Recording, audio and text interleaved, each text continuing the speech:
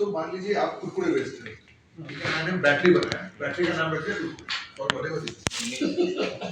Now is there a conflict? अच्छा नाम है टेढ़ा है लेकिन No, is there a conflict?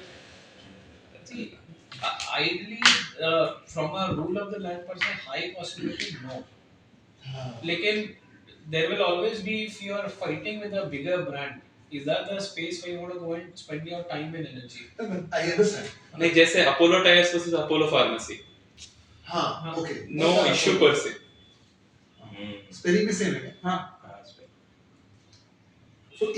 So मुझे एक सीनियर ने मुझे ये बताया था कि अगर आप कुरकुरे का in this example कुरकुरे का market presence and a good feeling of that name को leverage कर रहे हो then Kurkure will have a problem. But again like Apollo that's a great actually that's a very good example. But then if Kurkure will have a problem with you, But like if do you they don't have a actually problem with promise- that brand name, right? It just increases your recall value. Right. Yeah.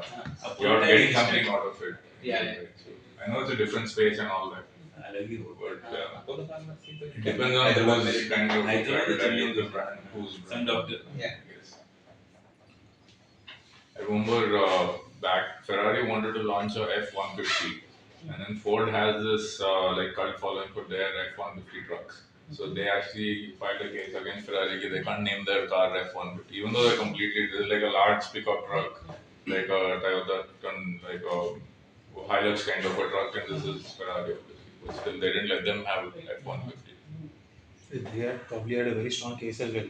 It's an automobile. Yeah, both of them are completely different segments. Is it Tesla when they launched Tesla S and Model X तो Elon Musk tweet about it कि मैं अभी E launch करूँगा तो it will be S E and X मतलब ठीक है तो वो बंदा Ford का एक उसमें ये था कि Model E करके so Ford said कि no boss you can't like but उसका कुछ sunset period भी होता है ना कि after some time if you don't maintain it enough then कोई भी यूज कर सकता है but I think उस केस में वैसा था नहीं तो he had to make it Model 3 तो E को flip करके Oh, so that's how they now if they write S3 and X it's still it's satisfying Elon Musk but He's a coder. That's why. अजीब बंदा है He's a coder, so I mean, like he writes S3 and X, you are still going to read that. that's why it's called 3. And I couldn't understand like suddenly why not work. weird humor बचपन का humor it's like funny when you're in 7th grade yeah. 7th grade is funny.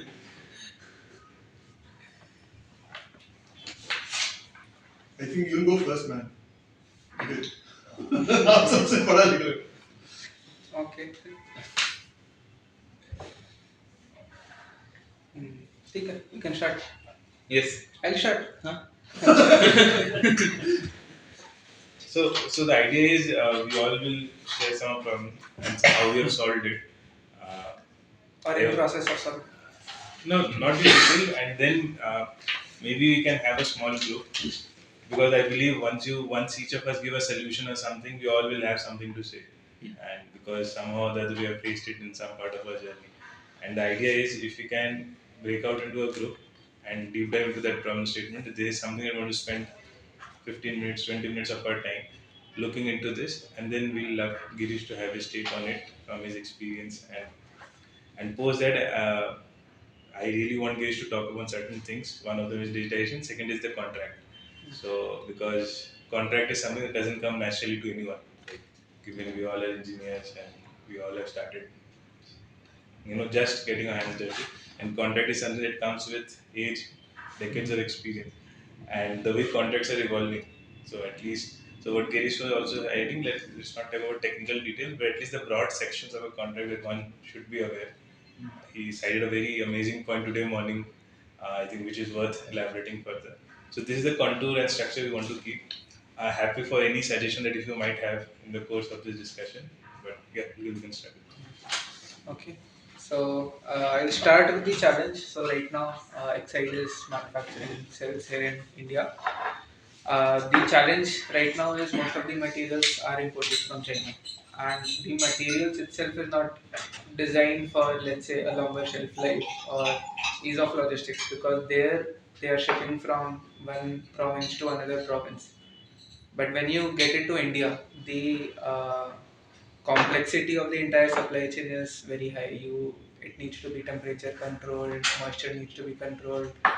So the raw materials itself are not developed for ease of transport or storage, which is why Indian cell manufacturers in the future will face a lot of challenges in kind of controlling the material wastage.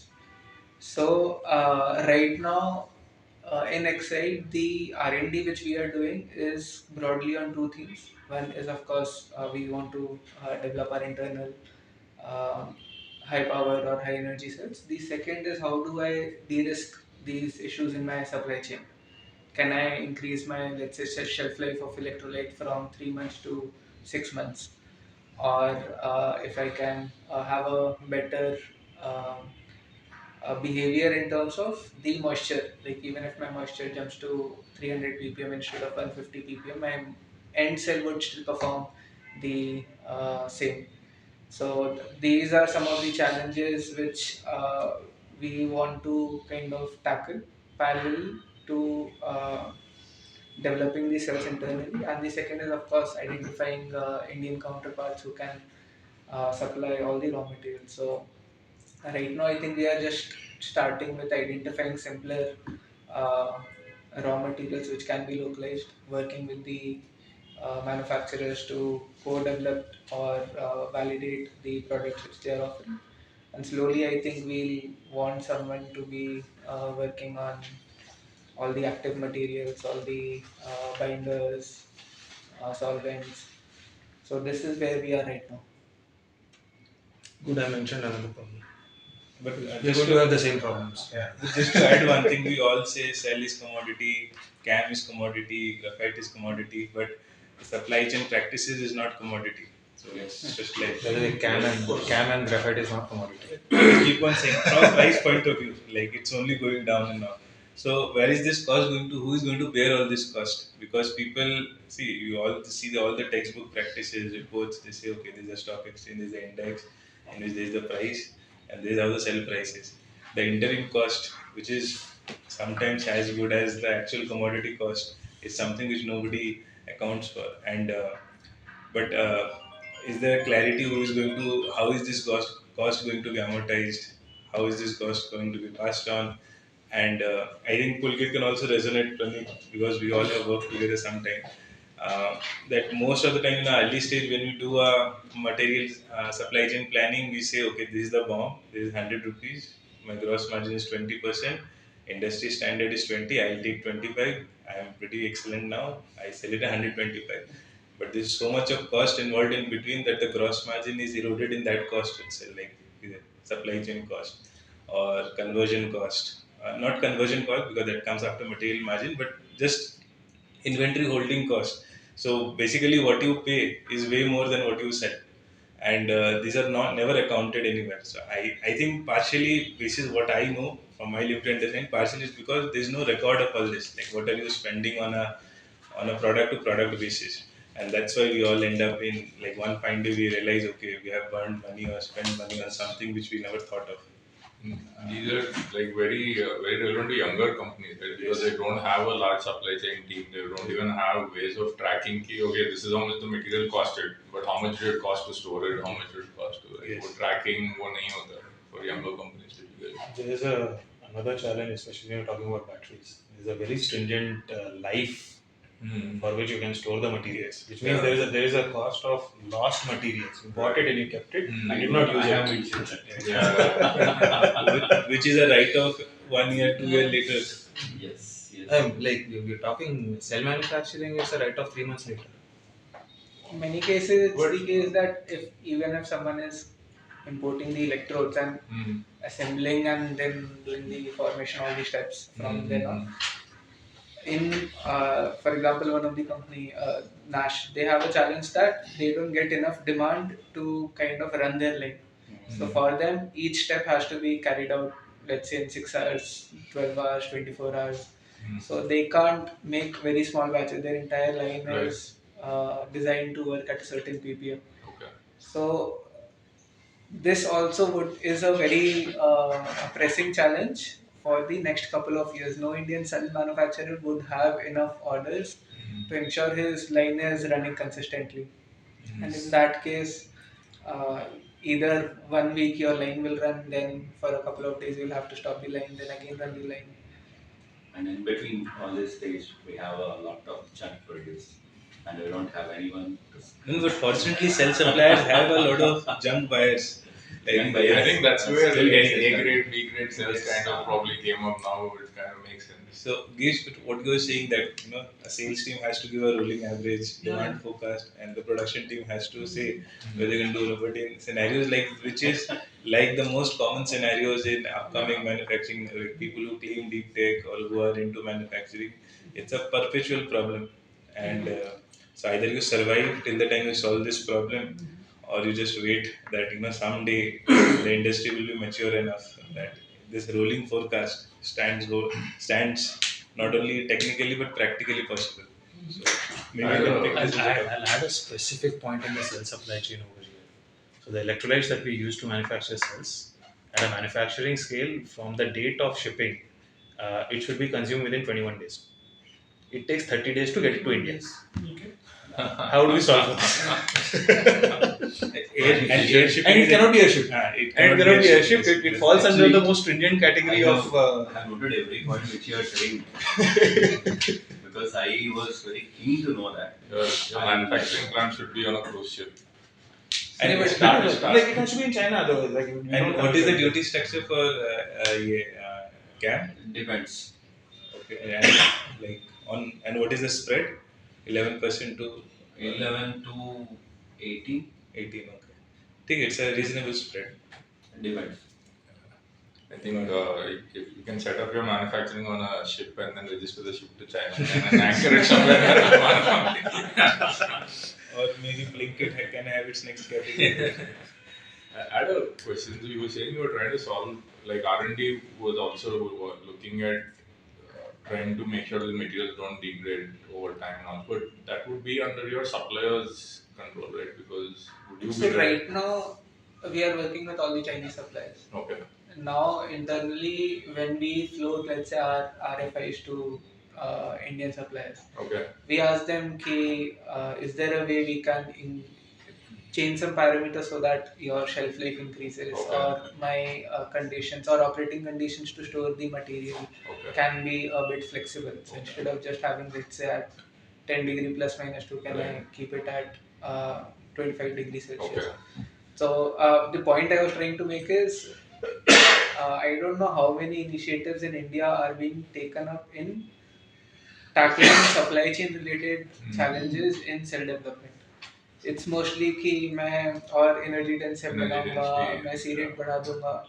But I think we should fundamentally focus on making the supply chain resilient, because unlike China, we'll always have demand fluctuations, and solution to that should come from co-developing all the materials. So be it your all the good colleges, universities in India, I think industry should sponsor some projects with these colleges to improve these parameters. So, sir, anything you have worked upon on similar lines, or? See, I mean, like on the supply chain front, right? So the biggest challenge is, I mean, everyone thinks that these things are commodities. They are not. Okay, it's a material science game. What we are getting from Chinese suppliers is Gen 3. They are already manufacturing Gen 4. They are working on Gen 5. Gen 5. Yeah. Okay. I'm getting Gen 3. If I want to replace that guy, I need to find somebody else who makes the exact same thing, which is not true. So there's no one for one swap. The other thing is all the things that you mentioned. I mean, there are challenges to get the same product out first, and then there are challenges that I want to do it at a manufacturing scale. So I need to have what's the frequency with which materials are coming in. How am I storing them? Or rather, how are you packaging them first, and then how am I storing them? How much time can I store these things for? So, like at a lab scale, we have had materials sitting there for 6 months, 8 months, nothing. There's no real problem per se. But you cannot do the same thing at a manufacturing scale, because the smallest of variations gives you a significant difference at the product level. Right. So, I mean, honestly, I just have written problems. I don't have solutions yet. And the risk is your entire batch gets wasted. It's not that Oh you're yes, portion. exactly. I mean, like it's not two cells that are gone. Right? Yes, I mean, it's the it's entire in containers now. It's the entire like whatever 50-liter container, 100-liter container. my biggest challenge is, I mean, like people say that you cannot use electrolyte for more than 21 days, and it takes 30 days to ship. I mean, so you cannot start before the 31st day. And unfortunately, there are never media narratives. Media narrative They're is not. only They're not. And the thing is, by the way, like God forbid somebody in the customs opens it, it's gone. Gone. It's gone. It's done. Gone. Like it Wow. cannot be opened outside a driver. Oh, okay. Yeah. Interesting. and That's a specialty of Isn't there classification to prevent that? Yeah, there is, and people don't. But when you're getting it at a smaller scale, there is a problem. And just for your yeah, so the marine policies which you or the STOP policy which you deploy have recently started incorporating this clause specific to sales. So there are some insurers who are underwriting this risk now because we faced one of the challenges now. So and these clauses are included. So company like IFCO, and IFCO Tokyo has got this practice in India. So none of the Indian insurance company have been able to underwrite this risk, but IFCO Tokyo has come with this. So they have their own partners who ensure that this is untouched and the conditions are maintained, and they have a way to record those conditions and account that in their insurance premium. We really have to like put in efforts, make sure that when you have consignment coming, you go there before or send somebody before. Make sure that sensitize people that do not open this place. Like when we started R&D 3 years ago, the first batch of anode and cathode active materials was coming in. We received it. There was a big slash Mm. in both packages. Material was spilling over one, mixing into each other, and the entire labels were completely smudged off. So we did not know which packet was anode, which was cathode to begin with.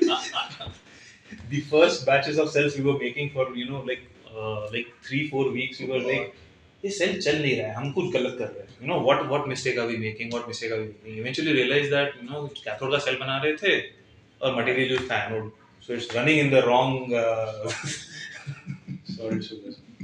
But I think this is where the point you made that even if you make an argument कि यार ये material is a commodity, but how you from that mine or whatever is the uh, process वहाँ से आपके lab तक लाने का जो mechanism है, that is very unique and that is where See, the value can be everything is unique. वो mine से refine कैसे हुआ, that is unique. What properties got translated next, how it was shipped, how it was converted into the cathode or anode active, how it was how it was packaged, कितने दिन वो वहाँ पे पड़ा था, क्योंकि उसके भी लाइन पे होगा ना कि वो भाई Correct. हर हफ्ते सामान मूव होता है या हर महीने सामान मूव होता है. So there So is. what is in your control as a buyer? Is it only after? I mean, obviously it's only after that stage, right? Like So in our वहाँ control पे is क्या only like how we are shipping, and that too is not really in our control because the economics does not work in your favor if you try to move it faster. Like yes, you can technically airship cathode and anode materials, but then you're not going to do that for 1,000 kgs a month. Oh, sorry, like 1,000 tons a month level eventually. But even these active materials is also classified in the DG. No, no, no. goods. They're fine. They're fine. As long as you have got the right paperwork, they're fine. Electrolyte is the biggest problem because the moment you open it in moisture, in air basically, the whole thing converts into HF. The humidity. Yeah, so it's a humidity. No, the humidity threshold is like above like 100 ppm or 50 ppm or 20 ppm, whatever. Basically, too fine for you to even consider. No, you cannot do anything about it. Nobody can do anything about it because the salt itself breaks down and it forms hydrofluoric acid. So has nobody been able to crack it? Because what you're talking about is pure physics and chemistry. It's pure packaging. तो सबको ये problem होगा, आपको भी हो रहा होगा. नहीं तो नहीं होगा. नहीं मतलब आपको नहीं, मतलब जो भी मान लीजिए सेल बना रहे हैं, हमको हो रहा है. आपको हो रहा होगा. Correct. तभी ये लोग बना नहीं रहे. वो सबकी प्रॉब्लम है. Like क्योंकि आपका okay. We are dealing with the high volume, so See, the whole idea, again, if you look at this, the ACC policy, people now is the time people are criticizing the ACC policy like anything. It should have started bottom up rather than top down. Always. And nobody in MHI is willing to accept this as a fault or this should be a hybrid approach. That, you would give policy in cohorts, like few set of material manufacturers, few set of cell suppliers, and few set of consumers. 20,000 crore, out of which I think hardly 500 crores is disbursed. So that itself, and everyone is under the knife right now. And because that policy was supposed to shape a lot of things in the industry, and nothing happened. But again, we'll continue this discussion. Girish, again. Yeah, so couple of things. One, from a solutioning, while there are a lot of these thoughts which have come on the table, working with colleges and getting them as problem statements or challenges is something which could be done by a couple of companies coming together and even giving a common one. The second is, in fact, as Becmocon, we have taken the first step to form an industry body, EV components and software, from a localization per se. Not like your US wali company can be part of it, where we'll be lobbying a lot with the government. I'm thinking some of these problem statements could also be factored into that, so that there's a better lobbying happening. Because I'll be candid, many a times we just looking at localization as one of the core mandates, so that we better fight off with the Chinese partners or Chinese competition. But these problem statements could go into the industry body and then have a common lobby. Plus, these common problem statements can also, for example, packaging standard definition. Why should only, let's say, one startup bear the cost?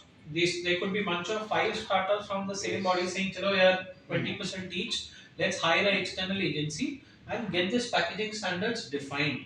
Because packaging standards as a problem statement has already been solved globally.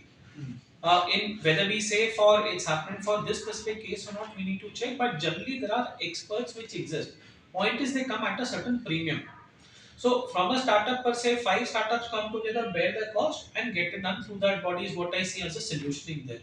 And third could be where there are various grants also which are available from the government, where put these into the grants category and try to steer it through.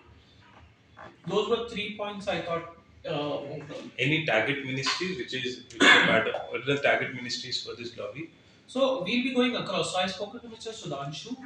He is part of Niti Aayog. Niti Aayog. He's called as, let's say, the Bhishma Pitama of EV in India. If somebody has to look at Niti Aayog, then there is Ministry of Power. Then there will be Ministry of Heavy Industry. So there will be a lobbying which will be happening across. So I've spoken to a couple of other firms also. They are more than happy to come and join. We are at a stage where we are still defining who wants to come and become a founding member or just want to become a member, or what would be the structuring and all. So we are still at that early stage. So if anybody here is also interested, please, we can always connect offline. How can we actually join hands for a common cause from India per se? If there's anything that has to be done in MHI, I would love to volunteer for it. Sure. Like have really good relations there. Oh, lovely. All the time. Definitely. Because one of our hypotheses also is, if you look at slightly extending the topic beyond the packaging standards to complete this, uh, with more of EV and ESS penetration that will be happening across India in the next 10 years, and the geopolitical risk that we are looking at, all these batteries are subsequently getting connected to the grid. In case of a cyber attack, we are talking of ticking time bomb for the whole national electricity grid. Now, in this particular scenario, boss, where is your local play? Whether it's on the hardware side, software side, you have to start owning it up end to end. And this is where we feel companies like us, everybody into this forum, including the bigger companies also, have to come together, the big and small, to say, hey, yes, we exist. India has the muscle power to drive through on these topics. One slight addition there, right? So I mean, we talked about the packaging piece of it. Yeah. The other piece of it is the volatility. Mhm. You know, I mean, it's not just the demand side volatility that we have. You know, there will be fluctuations, but with all that's happening now, you know, A, there are price volatilities. Sure. B, there are these things happening where people are, the policies keep changing. Inter-country relations keep changing. Sure. You know, one fine day China comes in and says that, you know, we are not going to export this to you. Sure. 3 months later they come back saying, okay, correct. Correct. How do you stabilize for these? Good point. So one thought, can you introduce a clause going to the concept of contracting, which we'll cover in the second half also. For example, especially in a lot of components, we call it as RMI indexing, raw material indexing, and forex indexing. So let's say, for example, typically होता है ना यार, आपका copper का price क्या, aluminum का price क्या. Now if you are saying something like electrolyte is highly volatile, now in that case, can you do an indexing of that and have a very open conversation with the buyer. Here, for me to survive or my company to survive, here are these two of the raw materials which are highly volatile. Tomorrow, if the price comes down, we'll pass on the benefit. If it's on a higher side, we will charge you back and do a quarterly settlement. So that could be one way out where you can secure the company. Mhm. So what I see is that there is an umbrella term like localization. Uh-huh. But within that, it is not just, let's say, Atmanirbharta, geopolitics. There's also volatility, for instance. So there are Right. micro, if you do a drill down, there are multiple aspects which are all like an AND gate for the overall Correct. localization to work. Because otherwise, if you just focus on one side of it, Right. we have, so to, quote unquote, we have solved the bigger umbrella. But there are some things which are still critical and unsolved. Right. Right. So this can be an attribute to your policy framework that you present. Sure. Sure. This can only come from experts. Yeah. मुझे ये पता नहीं था. See, I mean, the thing is, volatility will be there irrespective of whether you're buying from China or buying from Hyderabad. Right. No, no, but the point is, volatility is an example. Right? So there are multiple such things which only an expert grinding at that frontier will know. I mean, it's just something that you would have had to spend enough time. Yeah, that's the point. Yeah. And so some of these problems that were coming are like brand new class of problems itself, like geopolitical. For example, the next period chip crisis that we're going to have. Right. Like nobody even thought that this class of problems would exist. Like, like one chipset would get controlled, and now suddenly all of our, like, we use so many in Xperia, and I'm sure Vecmon also. Right. So like even the class of problems itself was like not foreseen before. So Yeah, and that's a good point. And, That's a good thing for you, right? It's something exciting for you to unsolved mystery. Absolutely. I'm just reflecting to some of my experiences from 2020 to 2022 when I was working with a big MNC and multiple other big OEMs. What we learned as a very strong lesson, the whole industry is, yeah, at a design level, there has to be redundancy, yeah. especially for your active semiconductor components, whether you are building a BMS or motor controller unit or anything else. So that has to be, let's say, driven from the founders top down. यार ये तो must have है आज की date में. But for volatility, are we not using, say, derivatives, financial derivatives, swaptions, or Too small. okay? The point is, our ambitions are very large on a very small base. So, if you look at it, agriculture, like ITC have solved, any company which sources agricultural produce has this problem domestically, like your weeds, your seasonality of crops and all. So everyone has solved all this. But point is, they have taken time. But we are just running ahead of the curve on a small base, and that's where the problem is there. But probably consortiums help that exact problem. It's because that's why I think everyone is there. So when ITC solved it, because ITC showed this entire structure of solving for how to hedge agriculture commodity. It was the only de facto national company, in my opinion. There was no one competing with ITC back in 70s, 80s when they were solving for all this tobacco policy. So they solved it with their own mind. Now everyone is trying to solve it. And in the quest of everyone solving it, nobody is solving it in reality because nobody has a scale to incentivize that. And that's why I think consortium. I think what we need is more friendliness, Yeah. which is a big thing in today's time. What is That's That question of who will amortize that development cost, Yes. that is still open. Like, the only solution is big companies, of course, will have to do it, but through some support with more people to stay. I think this is exactly the point why that Kyoto, that thing comes in, that Toyota model. Wherein Toyota said, अभी World War चल रहा है, हमें एकजुट होके करना है. फिर Hiroshima and Nagasaki होता है, they all बिखर जाते हैं, but that openness keeps them together. And then they're giving, I mean, if you look at from an ether standpoint, आपके जो key suppliers हैं, उनको कितने साल का order book दे रहे हैं. Toyota started doing for 15 years. कि मैं तुझे 15 years का दे रहा हूँ, इसको दिखा के तू लोन लेके R&D में invest कर. तो all suppliers, they suddenly had better infrastructure, and just the volume and projection. Ki, like, I am now Ether. Let's say in India, if you're a big guy who have reached a certain pedestal, you have certain access which others don't, and you can get. आपका एक पैसा नहीं जा रहा है, but अभी हम लोग क्या तेरा टेक मुझे सही लग रहा है, मैंने तुझे 10 साल का ये मेरा प्लान है, मतलब फ्यूचर है, फोरकास्ट है, all may be wrong, but at least intent is shown. And वो बंदा उसको दिखा के बैंक से लोन लेता है, 10 साल में मेरा ऑर्डर आ रहा है, R&D में इन्वेस्ट कर रहे हैं, therefore it's a feed forward virtuous cycle that is created just by one big guy or a consortium can be here on technology side. मतलब there were not so many vehicles with so many ECUs.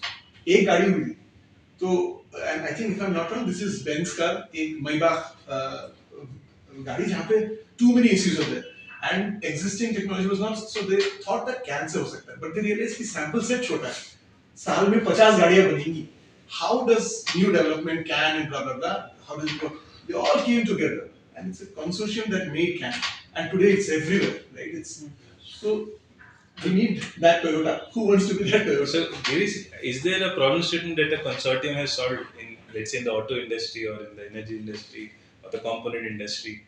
So I believe Siam has been doing a great job in India, if you see, but that's more at a vehicle level. But they're more innovative on, I think, the business side, but on the product, like solving a fundamental problem. In my limited research, what I've done or felt around, nahi yaar, I also we can't don't have recollect. a role model association Yes. there. And that's where, beyond a certain point, at least we are like boss, we are taking the first step. चल पड़े हैं जो साथ में आएगा बढ़िया है we'll figure out answers on the way. There are a lot of commonization of standards that happened in automotive, right? Like charging standards, OBD diagnostics. Before EVs came up, OBD diagnostics was like a standard that was implemented. Was that driven like a consortium or kind of organically evolved that way? Or? But these are all borrowed standard. I think nothing was. Nothing was in-house. Okay. Yes. खुद से बनाओगे तो you need multiple guys to say कि ठीक है मैं भी यही stack use करूँगा. Abhi, for example, when it comes to battery swapping, we had some sessions with Ministry of Power. Okay. Now they rolled out, let's say, a consultation paper, draft format, and then if you are part of that ecosystem, you can come back, sit with the ministries jointly in a bigger forum and all, and give your observations. And I was positively surprised because we gave some around 15-20 written recommendations, and similarly, a couple of other firms came. We literally went line by line, and a very senior bureaucrat sat on the table and gave decisions then and there, not saying कि यार हम next meeting करेंगे. So it was like even the government has positively moved forward on these topics, and the bureaucrats are coming prepared for those meetings. So at least steps are being taken. So certain aspects of battery swapping and all has evolved, especially if you see last 1 year in that direction. And I think traditionally what government has done has given a lot of subsidy on the like downstream side, the customer facing side. So and they have not been able to pass on the value to the upstream folks. Absolutely. Because they themselves are not making crazy money also. So they are also conserving their own value and all. Then PLI came for manufacturing and all, which was again restricted to the same folks who are in the downstream side. So in totality, all the policies, whatever consultation has happened in the past 5, 7, 8 years, have ended up benefiting only a handful of players. So I think if this shackle doesn't break, then we all will again keep on speaking the same language always. What do you mean? He spoke about the raw materials. Maybe I'm talking about the cell. Right now, we are in a process of manufacturing cell, but as to supply or to just to exist in the market, I think we are also looking for cells from China. Getting cells from China is hell. I think they make the cell, you have to pay nearly around 90% when we book the order, and when we lift the order, another 10 has to be paid, and the study, including the certification cost. The timeline, first 2 months is very critical in this. We take 30 days to make the payments, and they take another 45 days to get the UN certification done for us. And by this time, I think we have lost around 75 days already. So by the time the cell come to the shipping yard, we have lost 90 days. The degradation of the cell would have already started. This is the major chunk of risk which we are carrying. Yeah. Just to support a customer for a proto build 1 or 2 packs, we are getting cells. For which the customer is also not paying a premium. Yes. This customer, whatever they are, Doesn't bother. they are very latent, sorry to say. We are also in the process of negotiating with Excite on a certain thing. I am not getting even a single penny paid from that. But whatever the investment that we do there, and it goes nearly 90 days there, and by the time we get buy ship mode, it's nearly around 6 to 8 weeks. So another 2 months gone. So by the time we make cells, it is almost 6 months done. And by the time we take the capacity of the cell and we give parameters to them to for the BMS, whatever that integration, whatever we do on the system level, that is also almost saturated. And by the time we give the parts to you, it will be another one level of degradation. And by the time it is in market, it's almost 50%. So it will stay at the dealership also for a good 1 month as an inventory. This is a major risk that we see. But this is on the initial level. But when we go for a batch production, I think we go with container levels, where we are in a high risk. The way the container will comes to us, I think we highlighted the point. Um, the way the containers are cold and the way they are managed and the way we get the cells, it's completely. Sometimes cells will be swollen, like balloon out. And But if it is electrolyte is not out, But and is it a result of mishandling or is it just because? people from China they know how to handle it, and they won't teach the shipment areas, and the lessons learned are not getting carried or transport to the people. I think all the companies are making their own packaging design. Right now Ether we are is also also learning. making it. Excite is also doing it. Instead, We have learned all from the this. form factors are pretty You have also standard. borrowed that land. Yeah, now we have borrowed it. We have You guys must be taking out prismatic cells, right? Or right now prismatic. We had cylindricals also Right. Okay. from that. We are a little lucky that way because most of the cells we have are cylindrical cells, so they're a little less susceptible. More stable. Yeah, they're a little more stable, but we have like same problem, but maybe to somewhat lesser degree. But yeah, same. But we have a higher yield. Yeah. By the time I consume my complete container levels, we would have completely lost the value of the business which we have. And you're now in almost, right? 9 months. 9 months. Almost lost. Yes. Actually, I mean, unless it's a non-standard cell, Uh, there's that thing. If it's a non-standard cell, Yes. because what happens is every non-standard cell by itself will need its own set of certifications. Correct. That's your problem. You go for a standardized cell, you would probably get something that's already UN certified. Yes. Then Sometimes. a lot of this time is actually saved. 45 days will be saved. Yes, but not just 45 days. So basically, what happens is its own. They don't even have to wait for those 30 days for the cells to be made already. The cells manufacturing starts because it's a standard product and it's a rolling product. You save the first 30 days also. First 30 days, if they have enough raw material to produce one. Again, I mean, depends on the manufacturer, depends on the standard cell. If it's a rolling product, I think like proto order and all that, it's a challenge to manage all that. So I think once you have like a rolling order, Rolling out, so, and in the mass production stage, I right. take 6 to 8 containers. We put on enough and we take it. And that will be a roller coaster again. So, it should be. Did anybody explore the DHL? Super expensive. No, I understand, but उनका जो Nobody is willing to touch DHL. At least people whom I know in the industry, nobody is willing to touch DHL solution. Agreed. But What is that? what are they doing differently in that port, that EV No, again, storage? so they have again digitized parameters that so transparency, like at what temperature it has been transferred, what was So the it's an intelligence game. Like it's in like transparency. Let's put it, and no. So the point is there should be competency on the receiver end also to harness that transparent data and make some decision on it. So since that doesn't exist, why pay a premium? So most of the supply chain team, when you say okay, DHL has come with this, freight forwarding specific to lithium-ion batteries, cells, and CAM, electrolyte, and all this, nobody's interested because again, it comes with a lot of onboarding fees, digitization, which is not. I think India is not ready. Given and this happens when we were talking to Excite at one point of time because we were also selling batteries. So we asked the Excite team again that okay, my customer is saying that why will I pay you a premium? Market is at let's say 100 rupees. You're charging 105. Why will I pay you premium? When I say my cells don't bulge, I have longer life. You'll get better capacity, better range. They're like no. Now, It doesn't matter. So we transfer the same question to them. And that's where the question stops. they can transfer the question to someone else. So it's like who takes the first hit and then who transfers the value. So now, I think on our latest note, I think we are negotiating at 88 kilowatt per hour, but the SMM or the market, whatever they call, in India are negotiating at 45, 46. Yeah. It's two times. Yes. And my business, the investment, whatever we put on, it's completely on stake.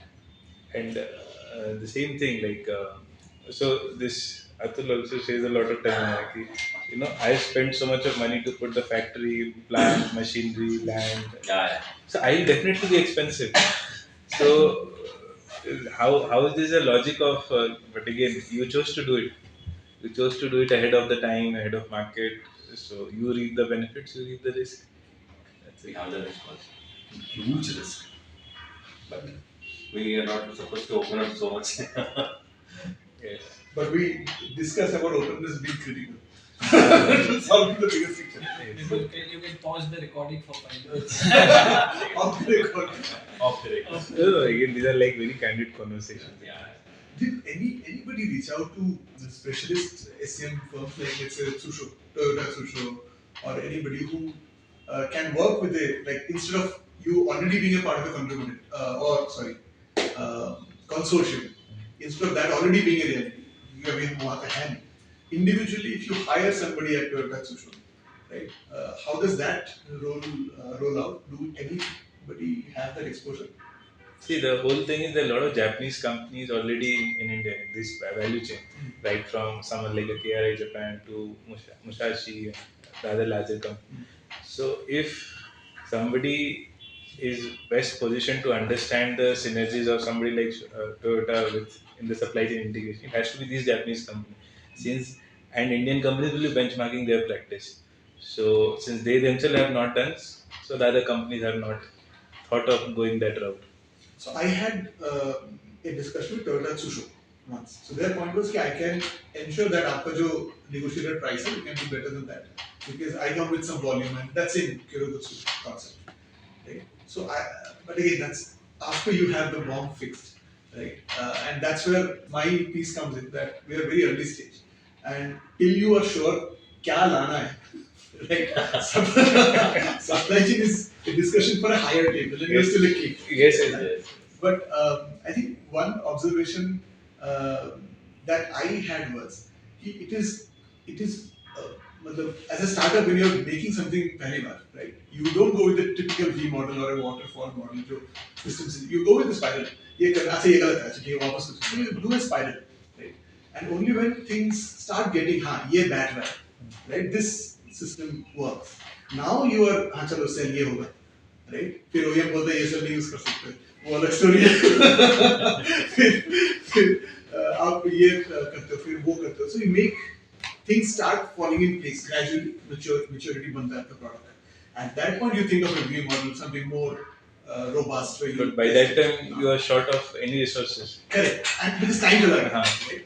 So the approach in an early stage iterative mindset जहाँ पे आप it's more of a spiral to a more systemic solution like more of a V जब तक ये transition नहीं होता है supply chain imagine करना ही मुश्किल है लाइक 1 year ago हमारा जो सिस्टम सोल्यूशन था और अभी जो है like those decisions of supply chain solving there becomes extremely relevant in today's design but what I've seen that has stayed is the relationships जैसे कोई फैब्रिकेशन लैब है वो पहले ये बनाता था आज वो कुछ और बना रहा है डिजाइन चेंज हुआ है बट बंदा सेम है so relationship can be built right? So those are certain things that have helped But just to take a deviation with all our collectivism, so this EV battery ecosystem have burnt a lot of their fingers, resources. Everything. Space tech is just like people see as an upcoming industry, which is going to add the laurels which this industry has missed in the past decade, if I may say. So, and they are also in this iterative mindset. Somebody's launching a satellite, somebody a drone, somebody solving for defense and all. But do you think their supply chains are sorted because that requires a far more specialized in terms of precision components and all? Like any idea like are they better off what this industry was in 2018, 19, in 2025. I believe both are facing challenges. For example, especially if you look at some of the startups I'm talking which are in the defense space, they have localization as one of the core mandates. Hmm. In defense mein jaana, you can't have anything coming from overseas and all. Now, in a lot of cases, you don't have solutions in India. Yes. So they are actually still into the 0 to 1 journey to figure that out onto a lot of dimensions. And in many cases, they are actually coming back to the EV guys, the classic EV guys, and saying, "Hey, कुछ है क्या आपने किया है क्या कोई localization material है which we क्या? can leverage आप here?" लोग 10 साल से यहीं हो, कुछ तो हाँ, कीजिए। कुछ तो किया होगा. And then, for example, in defense, there's also an angle. There needs to be a source level transparency. Somebody from defense will come and they'll Traceability, open it up. yes. वो backdoor entries तो नहीं है कहीं से. So all those aspects is something which it will evolve over the period of time for sure. But I think it's the government who has learned the most. And that's why I think this localization from day one is actually not creating that overhype also. That see, this is a must have.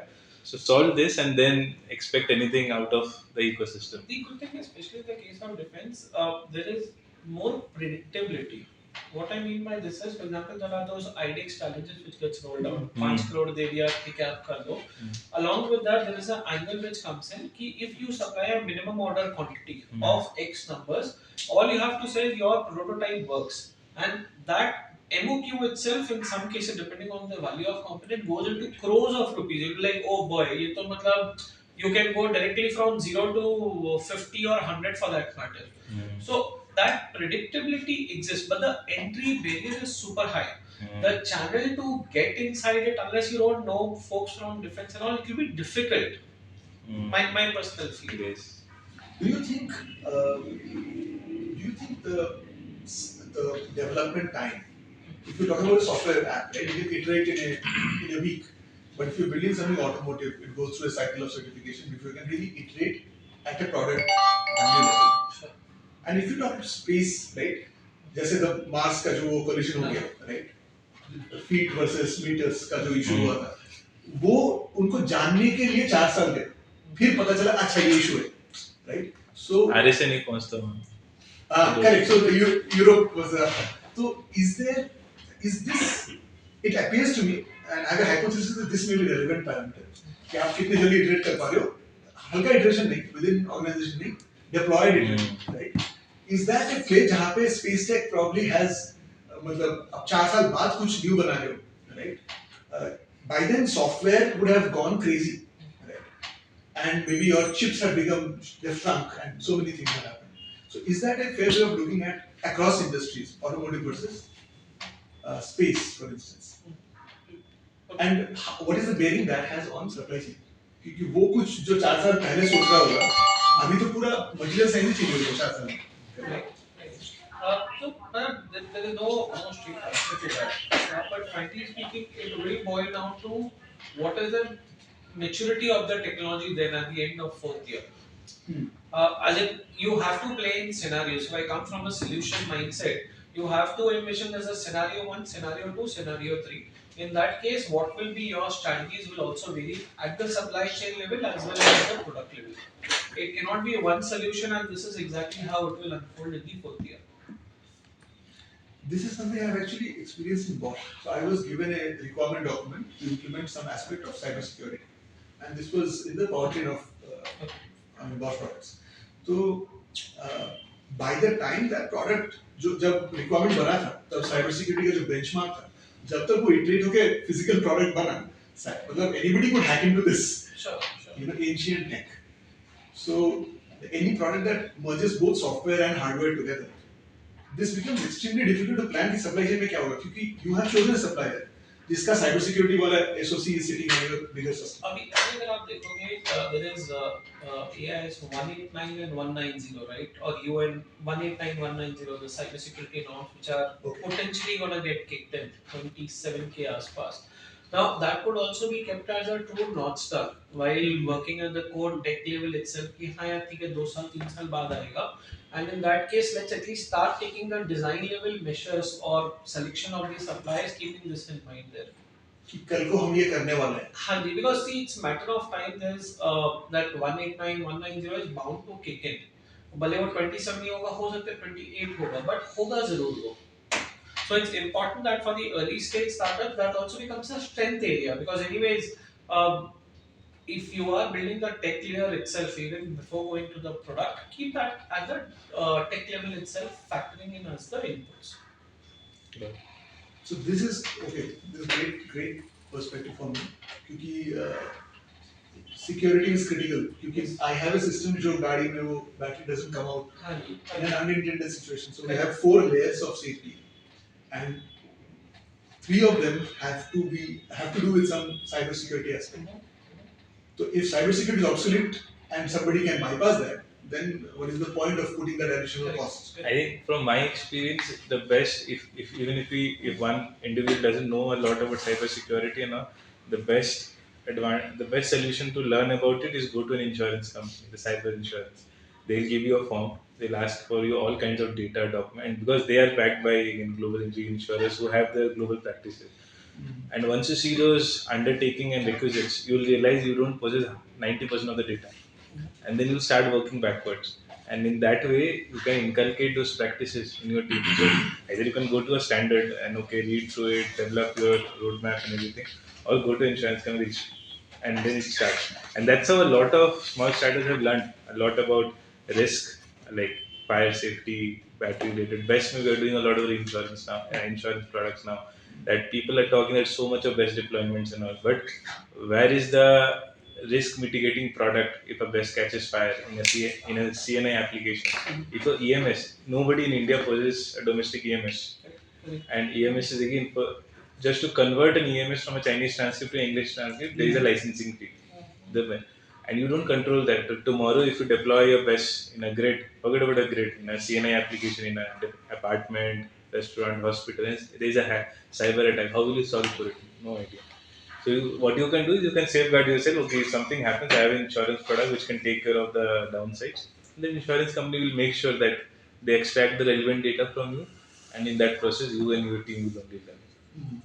Great one. And just to add to what he's mentioning, I think ARAI has tied up with ETAS and they have rolled out a 2-day training program also for cybersecurity. So at least that could be one of the starting points to know what we don't know types. And after Jaguar getting hit by this cyber attack, I think industry is aware of what cyber risk are. These systems are being safety critical. These are you cannot bypass the systems anymore. Yes. At the same time, I think these have both very interesting top-down approaches. Wherein, from my lens, it was predominantly bottom-up. कि मुझे at my part level, how do you stack layers of safety and security? But I think insurance is a very interesting perspective. See, you have to look up to a larger player to learn the practices.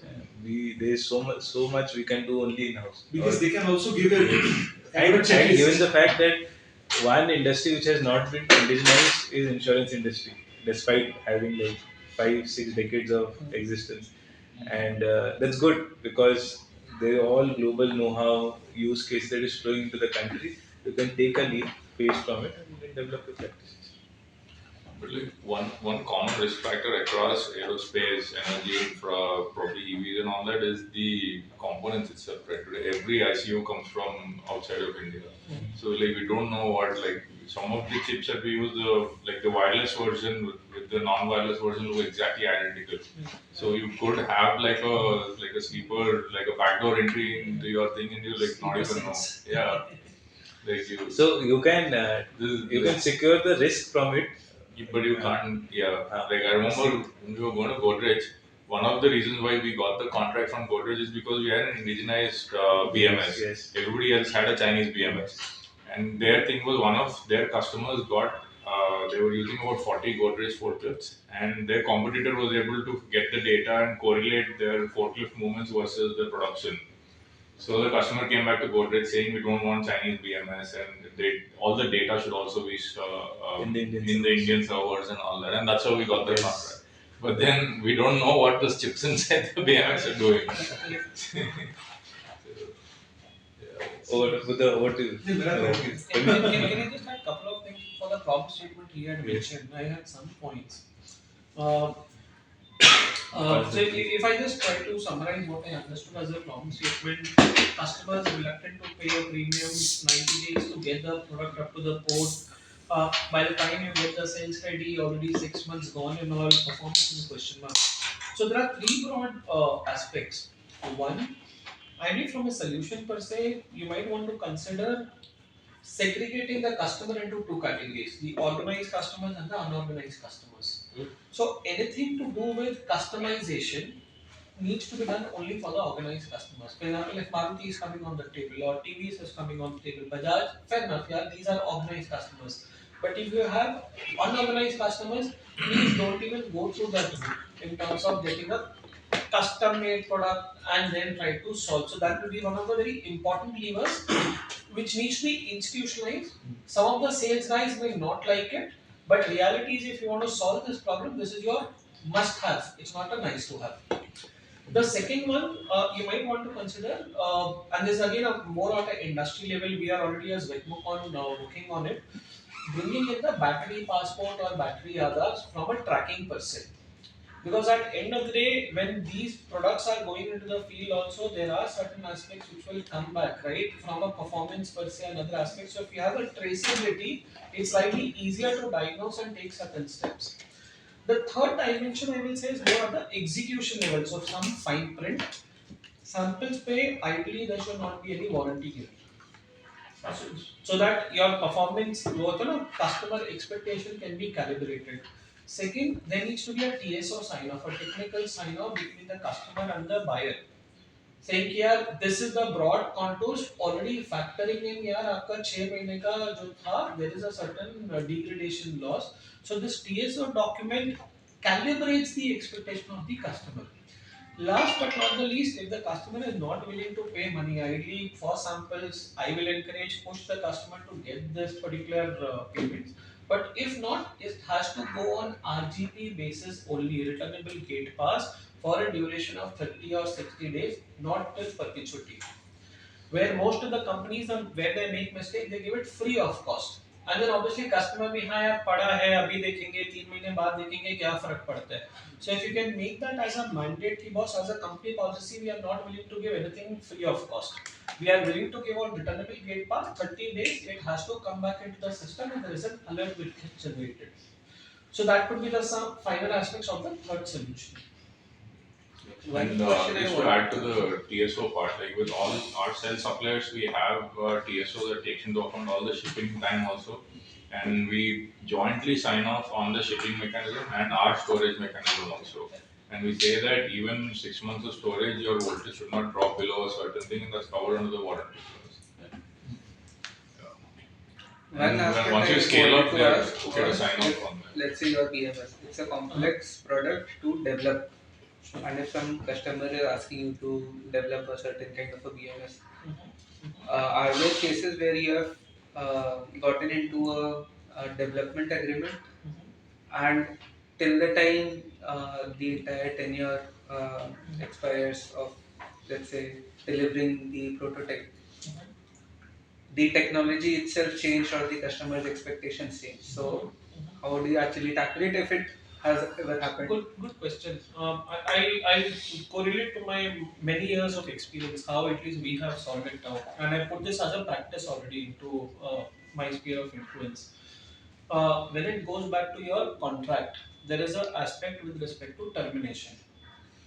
There you have to explicitly bring out examples what you just mentioned. Ki if there is a change of technology or the whole project itself is getting shelved, the effort which you as a supplier have put in, whether at a raw material level, development level, or let's say fixed good level, doesn't matter, design or product level, this has to be reimbursed by the customer.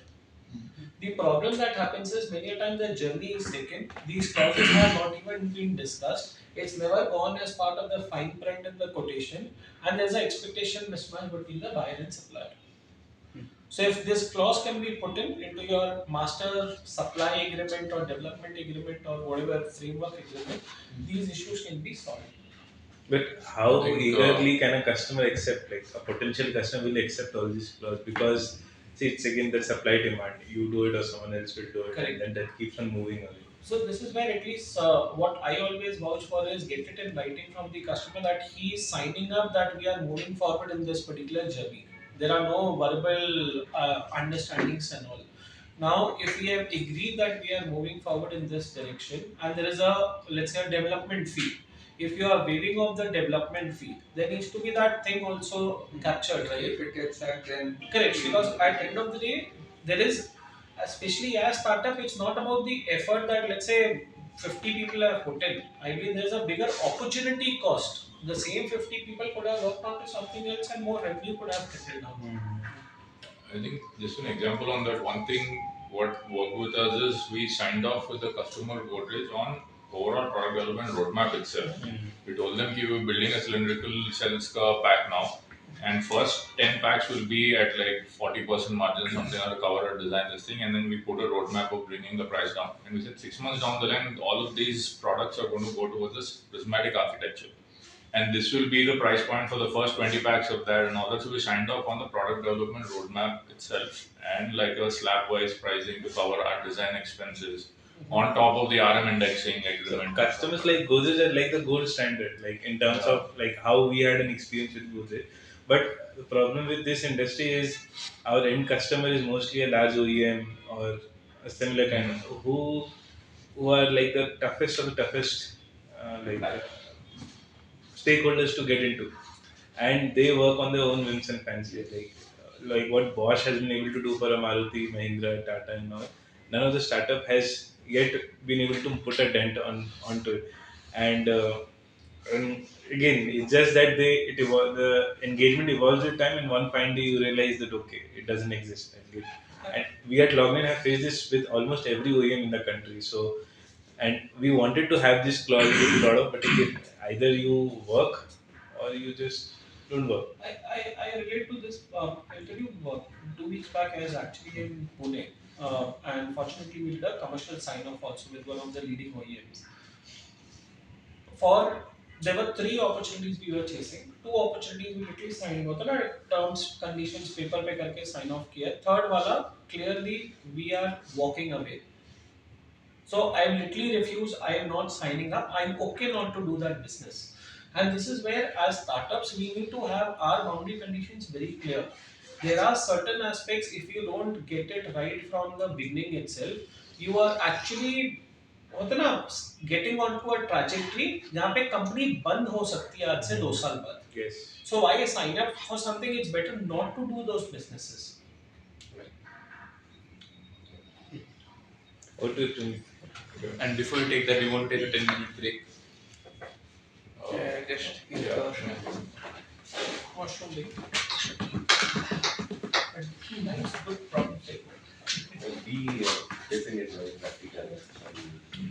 I think Excite as a company has 100x more challenges than Wicom has more from this kind of risk that they have taken. 9,000 crore investment, right? Three, I think. Now it is Total announced is 9, उसमें से Every 6,000 is announced. 3 we have invested. Okay. And 3 is in the second phase. तो वैसे पता 6,000 got announced, then 3,000 further expansion was also announced. It was announced. No. Okay. But So even that if is fully- if you look at Reliance have all over the like new energy business, they committed $10 million, 80,000 crore. Now they have all of a sudden gone silent on cell and all. We'll only do solar cells. And they have all come gone. So Lithium deal is falling Everyone apart. actually. They are going to created that. Korea. They're going to Korea now. China is a lost story for them.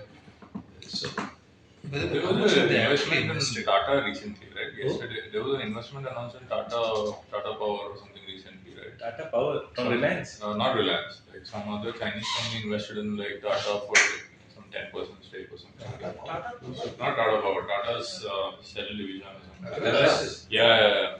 Some Chinese company. I don't know who is something, but there was a 10%. 100% owned. Yeah. No, Tata but- Sons. It's not Tata. Someone bought a 10% stake. It was like But- very recent news. But Girish, do you think cell manufacturing in India is a business to be done? Good question. So if I see from Like a a very long, candid feedback. long run per se, I feel it's a need of the nation. What I also feel is it's a game where people have to be ready with deep pockets.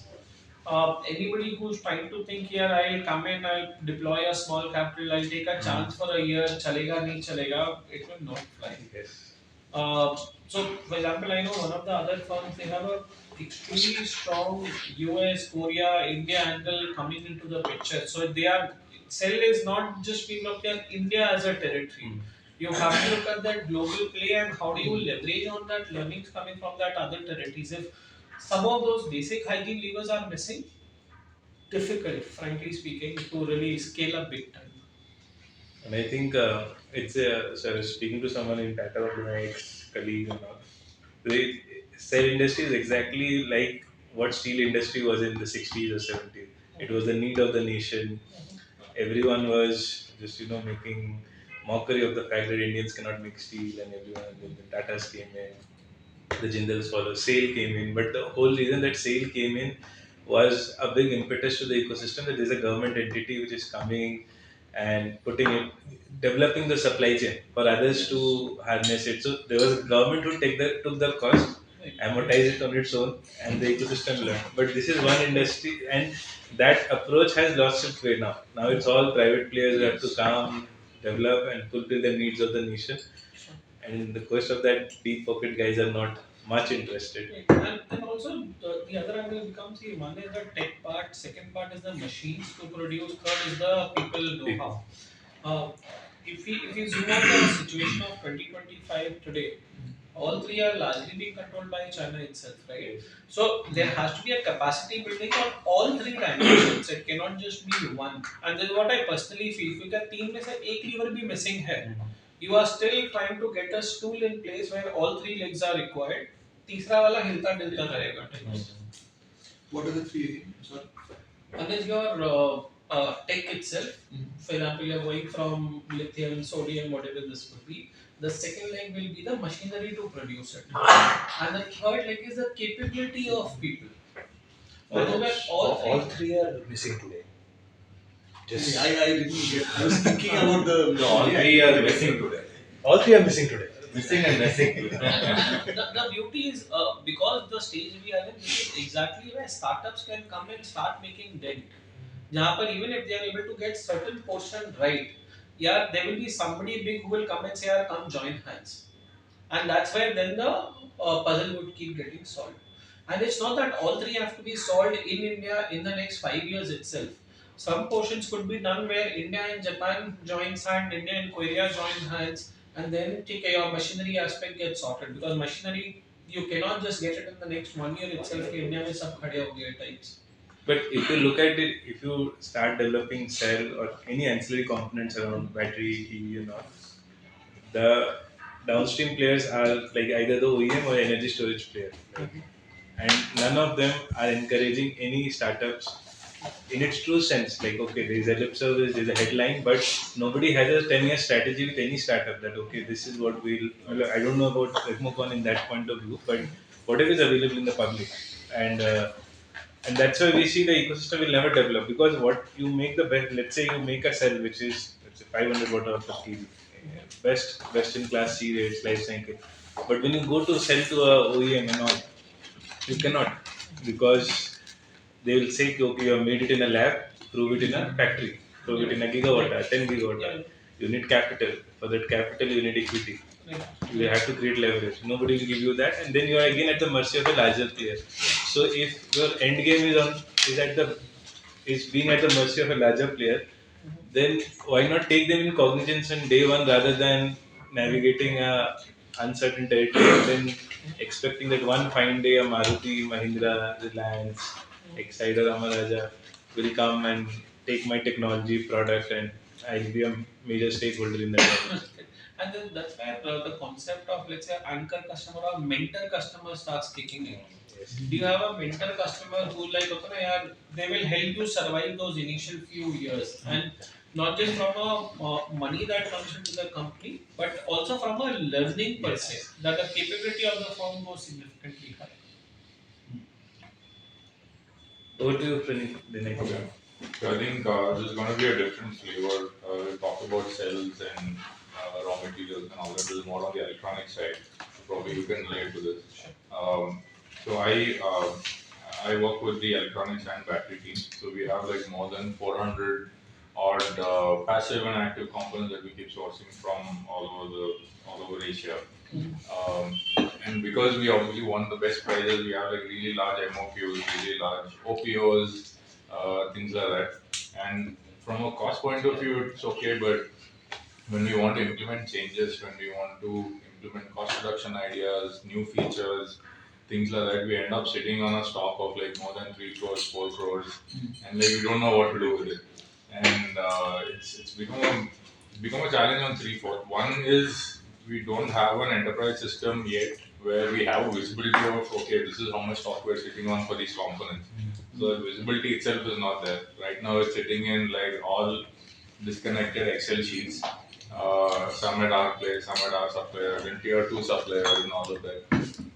And there's all kind of materials. Some of them are electronic, some of them are like RM like copper and stuff like that. Some of them are plastic. And we have some specialized components which is like some percentage of fiberglass added RM and things like that. So I think visibility itself is one challenge. And then now if you're sitting on so much inventory, like every improvement that you want to do kind of becomes a ROI and like what do we do with this RM kind of discussion. So it affects how nimble we can be, affects our impact, affects our ability to be first to market to bring in a few features and things like that. So that is a big problem and kind of new in the electronics team. So this is like something that stood out on the supply chain side. Um, we don't have a solution on it yet. So far we've been brute forcing it with more and more Excel sheets, but yeah, we don't have a good solution for it yet. Like we've kind of started having more check-ins with our suppliers, and having like a monthly cadence, stock audits and stuff like that. But it's still all of this is to try and figure out the size of the problem itself. But how does big so is it a problem because maybe there's a shortage of capital or there's too much pressure on returns on capital or because this will exist in a large OEM, like even a larger OEM also. Yeah, I think it's a mix of two things. One is we want to get the best price. Obviously, it's that. Also, a lot of these components have been like the contracts have been put in during COVID times, where the sourcing has been quite uncertain. And now is when we've kind of woken up and saying how important it is to have like alternates tested and ready to go on in a very short notice. Because typically our testing duration cycles are upwards of 3 months, 4 months, right? So how important it is to have like alternates tested and ready to go in a matter of weeks if we need to, things like that. So that is, but still, there's a lot of optimization and value that can be gained if that thing is, or if the supply chain is optimized, especially on the electronics side. So if you have to look at Ather's 10-year journey, which is that one specific component or a supplier which has stayed with Ather for 10 years, and the supplier has seen the upside, like what Ather has been through, and then the supplier has also grown that much, both technically and commercially. What is that one success story of Ather? Which component? Probably not component, but EMS supplier BFIH has kind of grown through us. We've been their anchor supplier like from the start. Okay. They make our BMSs, they make our like dashboards and electronic circuits and stuff. Or let's say in the hardware side, if you have to take on the hardware side, like any metal components or plastic components, or like which is like the core to our supplier ecosystem. Hardware so there are a few not very large companies, but there are a few like injection molding companies in and around Bosor. These are still, I would say, less than 100 crore kind of companies, but they've been with us for like more than 7 or 8 years. We were like one of my own company. Like, earlier I used to work with a Korean Japanese company. Okay. Juicer IVH. Okay. Where they produce your hand products. Oh, okay. I think even today that's a single source for Ather. Yeah, that's right. They have been with you for I think last 10 years. Okay, what is the name of the company? Juicer IVH. Okay. Okay. Yeah. From that product stage to the one which we are launching. And some of these are like specialized components. We want like a certain pin configuration, certain capacity in the chips, and actives especially is like a bigger problem. So in today's time, if you go to a new young supplier and you want to develop some specialized components, preferably in the hardware side. Right. So is it like as an OEM you extend a lot of favorable terms to the supplier that okay, like Girish was saying that we'll have a reimbursement clause, we'll have a commercial sign off Right. on the development stage, on the prototyping Yeah. stage, or is I it think like we depends on how much value we are getting out of it. If it's like a very if it's the first time any like if it's something for example we are able to indigenize it and it offsets a certain risk, then there is quite a bit of flexibility that we offer in terms of hand holding, in terms of more favorable conditions and things like that. So it's a little bit a trade off of like what are we benefiting in return. okay? If it is a thing that is kind of commoditized and there are larger companies that are already doing it, then we may not be that flexible. So if it's like a critical component, it reduces the cost, then nobody else in the country is able to do it. It's a new technology and things like So that. very related to the core strategy of the Yeah.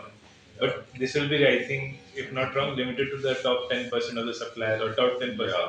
So 90% of them are like still Yeah, at the we mercy. would still we still have like a standard SOP of engagement and then we kind of So Girish, doesn't this hamper the TAM then? It does. And then again over the time. So you start with the 10.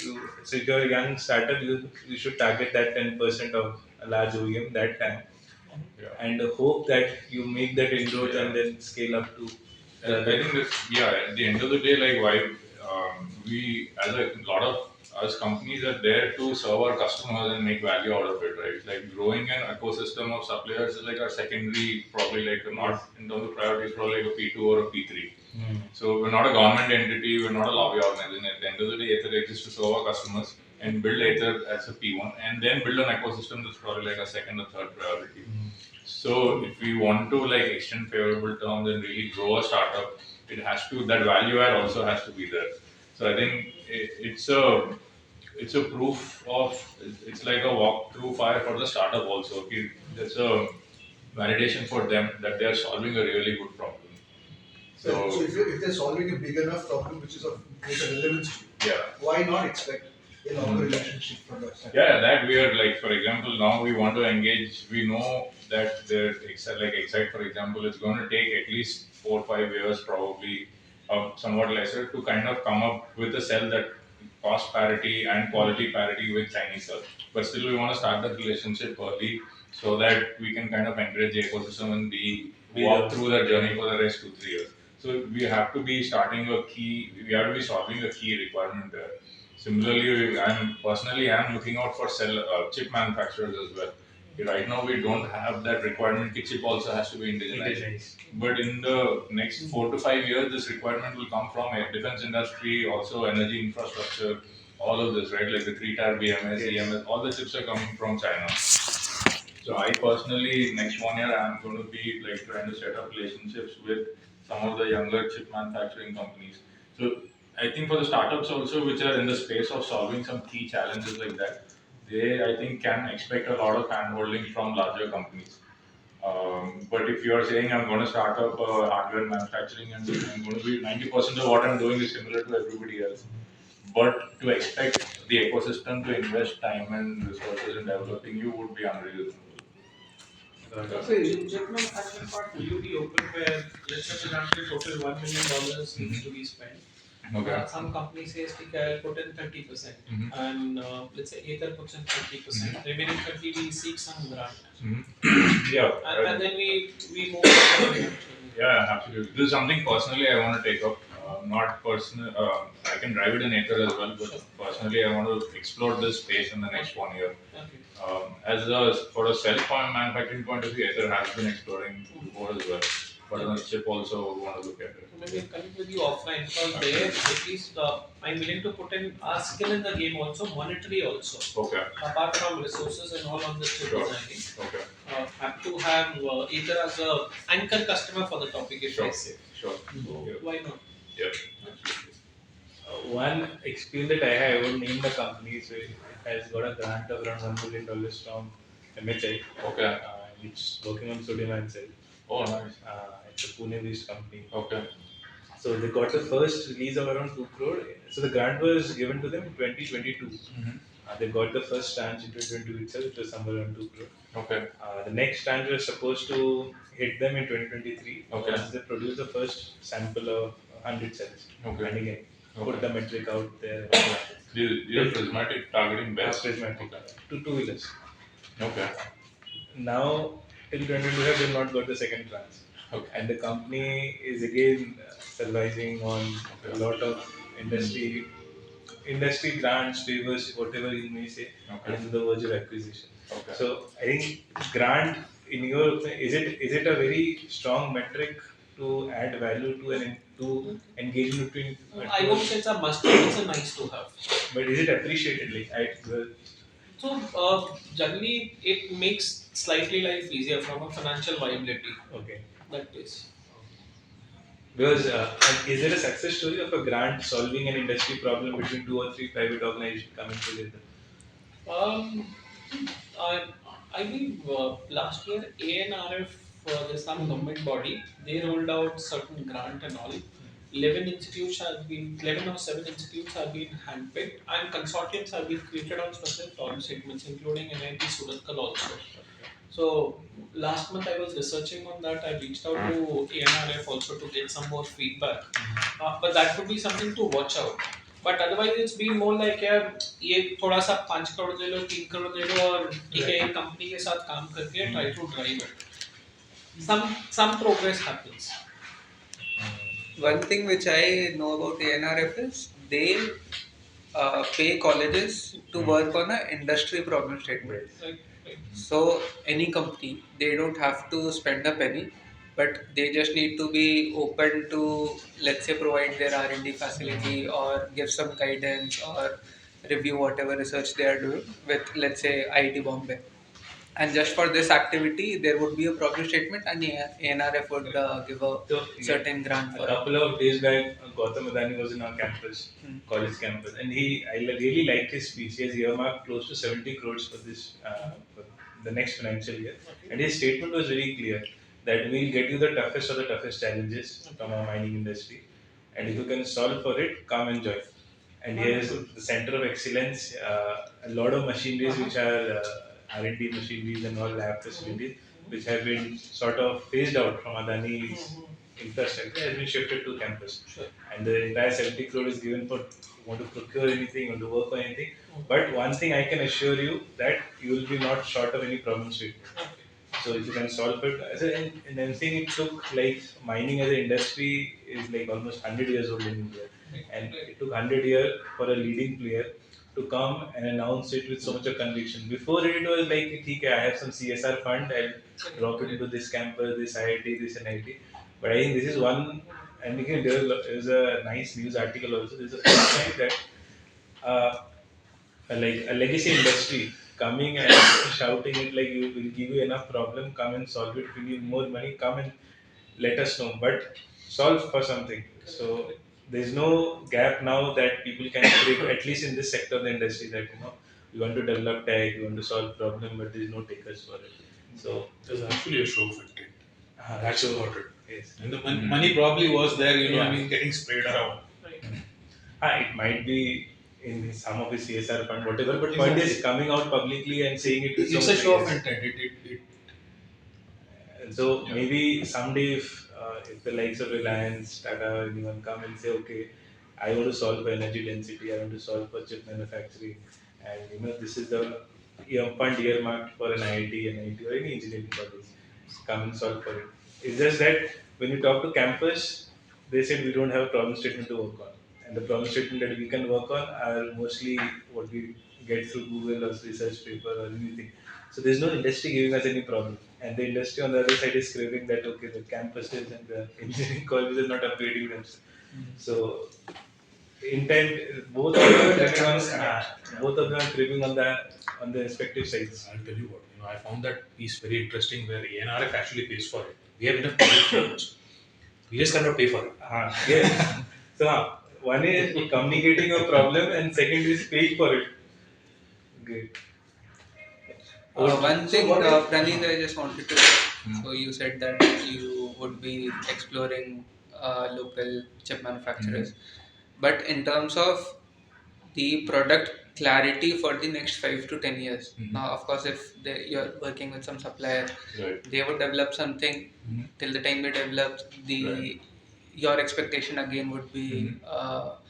incrementally increased. Right. Right. So, do you give that clarity in terms of key right now I want Mhm. this, Yeah. in 12 months I want this, in 24 months? Yeah, I think we'll have to figure out a product roadmap. I think because the development cycle itself is large, that by the time you come up with a certain technology, probably China and everybody else is kind of developing next generation anyway. So I think we'll have to look at even the target that we've set should be futuristic. It shouldn't be for building a product that's already there in China today. I think certain amount of leapfrogging should be there. That we are also building for a chip that China is building for 3 years down the line. So I think that the target itself should be a little bit more next gen rather than replicating what it is there today. And then the discussion and the engagement also has to happen in view of the overall product roadmap rather than a single product. This is my requirement today, kind of. Rather than that, this is a product roadmap of the requirement that we're going to have, and this is how will evolve.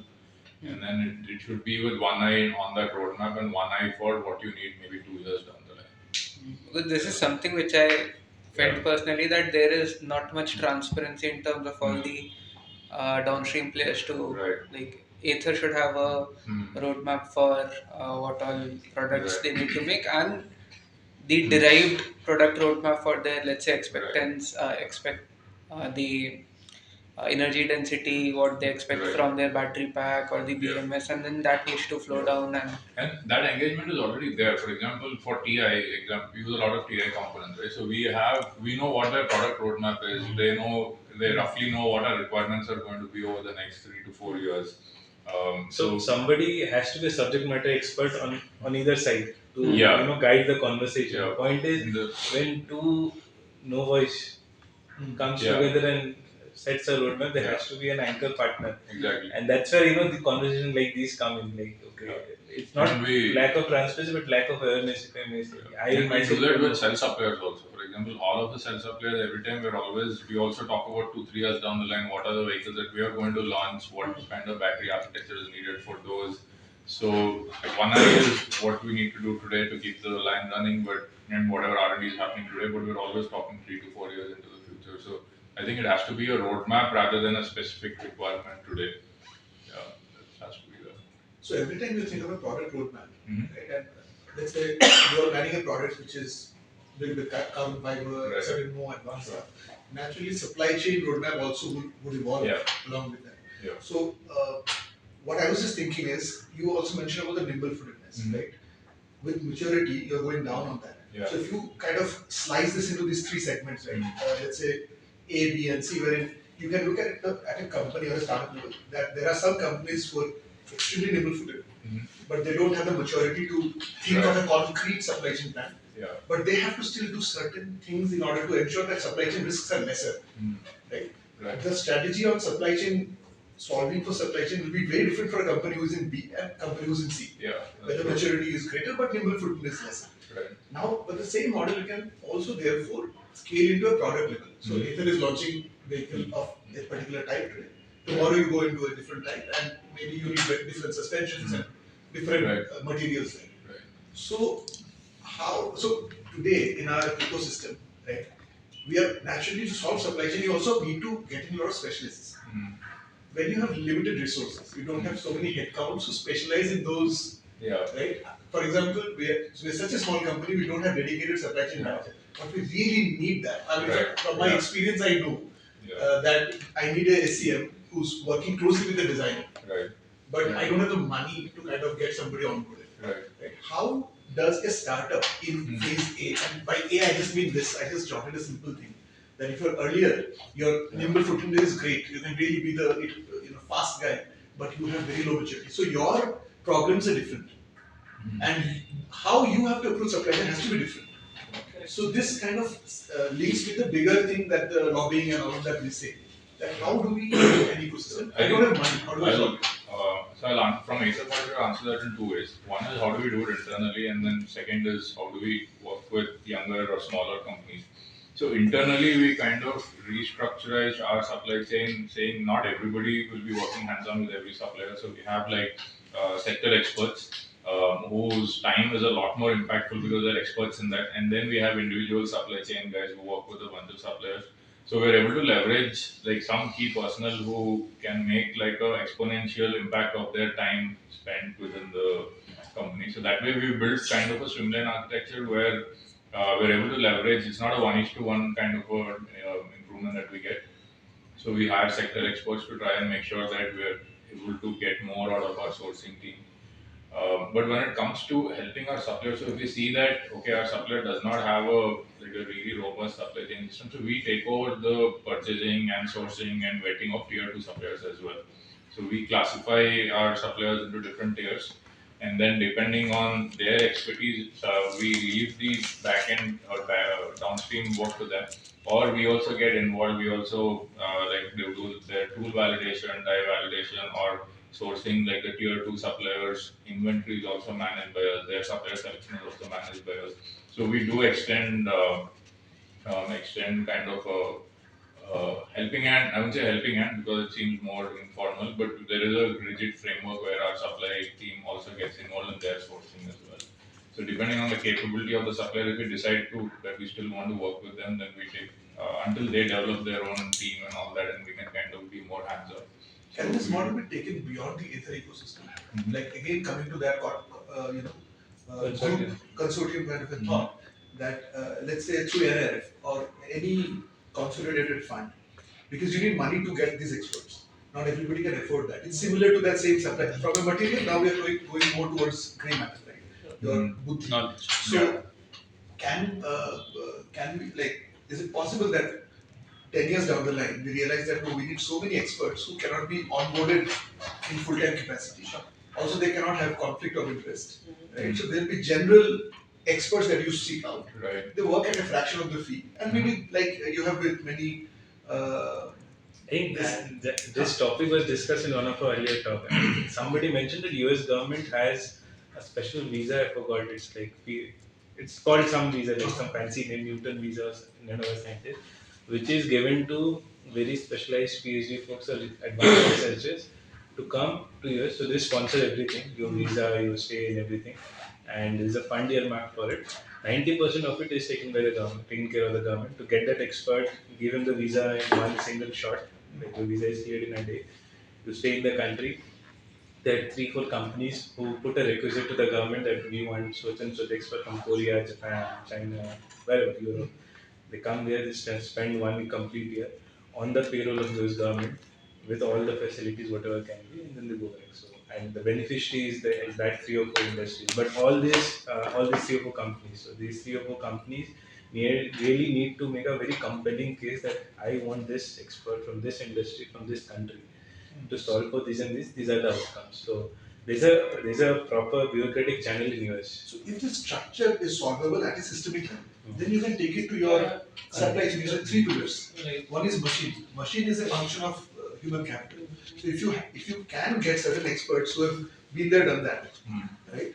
What Tesla did with the gigapress, right? Something like that. If you can, nobody can. You cannot afford a gigapress with it, right? So that kind of specialists. And in fact, the earliest hands-on executor of Tesla Gigafactory is I know a couple of folks who are actually into full-time consulting, availing such kind of opportunities. So there's a person called Matt who developed Tesla's first Gigafactory. He at any given point of time he works with 10 different consultancies to consult for gigafactories, supply chain optimization, how to manpower, how to optimize for your manpower, human capital, and all those things. So the earliest folks who have executed it are now the experts. So Isn't that payroll unviable for many startups? So there are networks in which So they such tap people into. exist. That's your point. Right. So like Matt spent good 6 months of our time with McKinsey, and McKinsey whatever global agreement contracts cases they have, mostly on gigafactory level. Matt is the de facto person to. So Veerash, I like this concept what two of you are talking in the industry body what we created. We'll put this as part of the charter itself and make it. I can give you a short note, like a it formal would be note very on this. helpful. And I'll ask what was the visa name, but and none of us knew it. It it was a Correct. conversation in one of these kind of forums only. Very nice. I'll find the name and I'll give it to you. Really? And maybe we can take it. So really, also many incubators will say, I'll take 1% equity, or I'll take some 1% of your revenue, whatever. Those are very Marwadi approaches. I'm saying today how things are being rolled out. आज के date में, if you are, let's say, all these guys expect that. So, To be honest, since I shifted from Log9, again we are working under the Jupyter umbrella. So a lot of legacy companies like promoter-driven organization who are hardcore, who have like 3-4 decades of manufacturing experience, they lean on to a lot of experts who are sitting in China, Europe, and all, who are like, because a lot of companies, if you forget about the Tatas, Mahindras, Birlas, and all, a lot of large conglomerate of family companies in Jaipur, Kolkata, Indore, and all, who are like 1,000, 5,000 crore kind of company. It's all promoter driven. The promoter is the only mastermind in the entire organization. Everyone is an executor, and that mastermind actually have a team of experts guiding him on various things, and they have like decades of experience domestically, globally. So they know the values. They hire them, they afford them, and the network exists to tap into this. So like Jupiter in today's time is thinking of expanding into Middle East for a very specific thing. In a week's time, they onboarded 2 experts from Middle East who are exactly advising on the same thing, and they're adding value, which I doubt, like cumulatively the entire organization could add in the next 1 year. They added the same amount of value in a week's time, and it solved the problem. So people who see value, and if they have resources, they'll do it anyways. It's a problem statement of people who don't have resources but who see a value which is not backed by a lot of substance. Then we have to lean into such kind of structure. And US is solving on a statement because of access.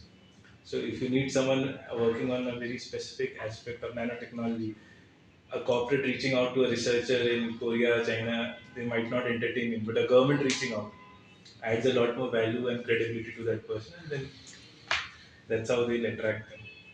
right. Also, I mean, the time zones are relevant. You need the guy here. Yeah, so they invite them here. That's a 1 year visa, which is again, and US visa is aspirational for a lot of people. So they add a lot of caveats around it. Over to, I think, then we'll. Oh, mine's actually done. I mean, the only thing remaining is contract. So, So, I mean, it was common problems. Very interesting. I have a couple of points for the solutioning of the problem statements, if I can. Yeah. So, what I understood is challenge. One of the key challenge was no enterprise level clear visibility. And this is where we speak in Excel when it comes to supply raw material XYZ and all. ROI and nimbleness all coming in. So, couple of solutions. I don't know if it's already implemented because it has scaled up. Ideally, some of this should have been here by now or could have been here. Do you want to consider setting up something called as A panel and B panel? Okay. So you have 400 odd suppliers. You have to classify into which are your high impact from a criticality per se. Maybe value will be low, criticality will be higher. Okay. So there will be a percentile of those suppliers, and then by value. Hey, this is your 20% of suppliers, which is getting maximum share of revenue from Ether. The top guy in that organization has to get mapped to, let's say, your chief purchasing officer. So this is, let's say, for example, the A panel, and then obviously everybody else comes into that forum. Okay. This forum needs to be driven at least minimum once a month. Oh, sorry, once a year. Okay. Where A panel can each either B panel, where there could be a department head or XYZ people. But it's not just with the sourcing alone. Many a times with the sourcing, the supply phase, यार ये problem solving हो रहा है tech team के साथ, ये problem solving हो रहा है service team के साथ.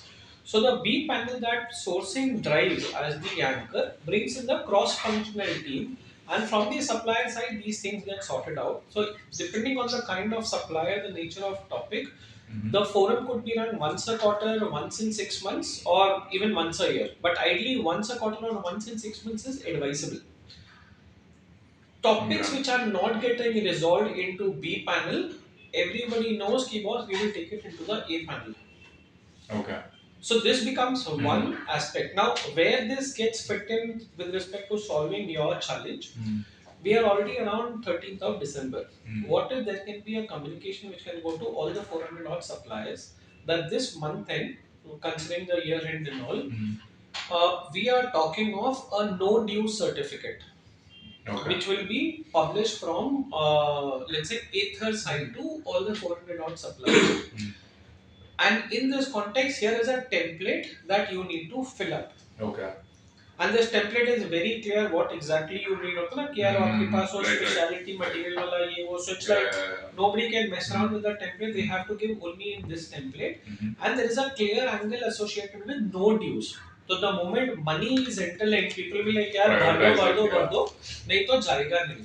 And here, what you could also do is you can call all these suppliers for a 15-minute virtual connect, and every supplier could be told, boss, your number one or number two in the company has to be on the call, because the brief will be given by the CPO or very senior guy into Ather. Okay. And everybody like यार क्या होने वाला है किसी को नहीं पता. It's a very important 15-minute announcement.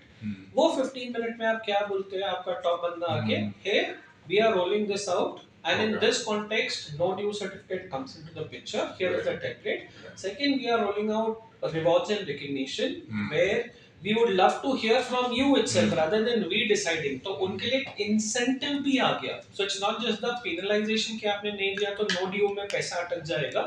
But on the other side, rewards and recognition will happen. जहाँ पे you can even ask आपका roadmap बताइए, ये बताइए, last 1 year का आपका achievements बताइए, and here is the template. Now all of this becomes a feeder where you are even creating a repository about the supplier. Okay. Right. So your visibility problem in next 18 days gets solved, and you have a baseline avatar available. Okay. The second phase, what you might want to consider doing is which are those suppliers where you want to work in a partnership-driven approach and not a transactional approach. Based on this, you have to identify them based either on criticality or value or future this chip thing what we are talking and all. These suppliers have to be treated differently, which could be the next year exercise. That's it from some solution. Okay. Cool. But Girish, if I have to ask, like, okay, with Bosch having that legacy penetration among every automaker in the country and globally, in the past 5 years, what is that one product or let's say one category where Bosch has really applied a framework which was never applied in their past whatever decades of existence? Can we put the mic? The recording. No, you can be as like whatever. Because I'm not working with that firm anymore, so that's where I. I wanted to add, but now I'm the name of the You are long out. So from 6 years to let's say a couple of years. So if the supplier side from Bosch side or any large supplier side, are they also more nimble in engaging into short-term engagements and right from concept to proto to mass production? Because those clauses when you say there's a development cost, there's a reimbursement, negotiation of these clauses itself takes 6 months. Yeah, my feel is the moment we are talking of bigger companies, there are too many systems, too many processes, too big a hierarchy. Turning around in six months, 1 year becomes extremely tough. And this is where it's an inherent advantage for these startups, right? 2-3 people, key decision makers get into a room, sign off. In 2 hours, you are done with something which will take 2 months otherwise. So is the major impetus to faster launch of or shorter product planning cycle is from the startup side or because that impetus is coming from the end customer expectation. but Today, if you see, if let's say the top OEMs they want to survive, they are like, yeah, can I go to a stage where every 6 months I'm launching a new vehicle in the market?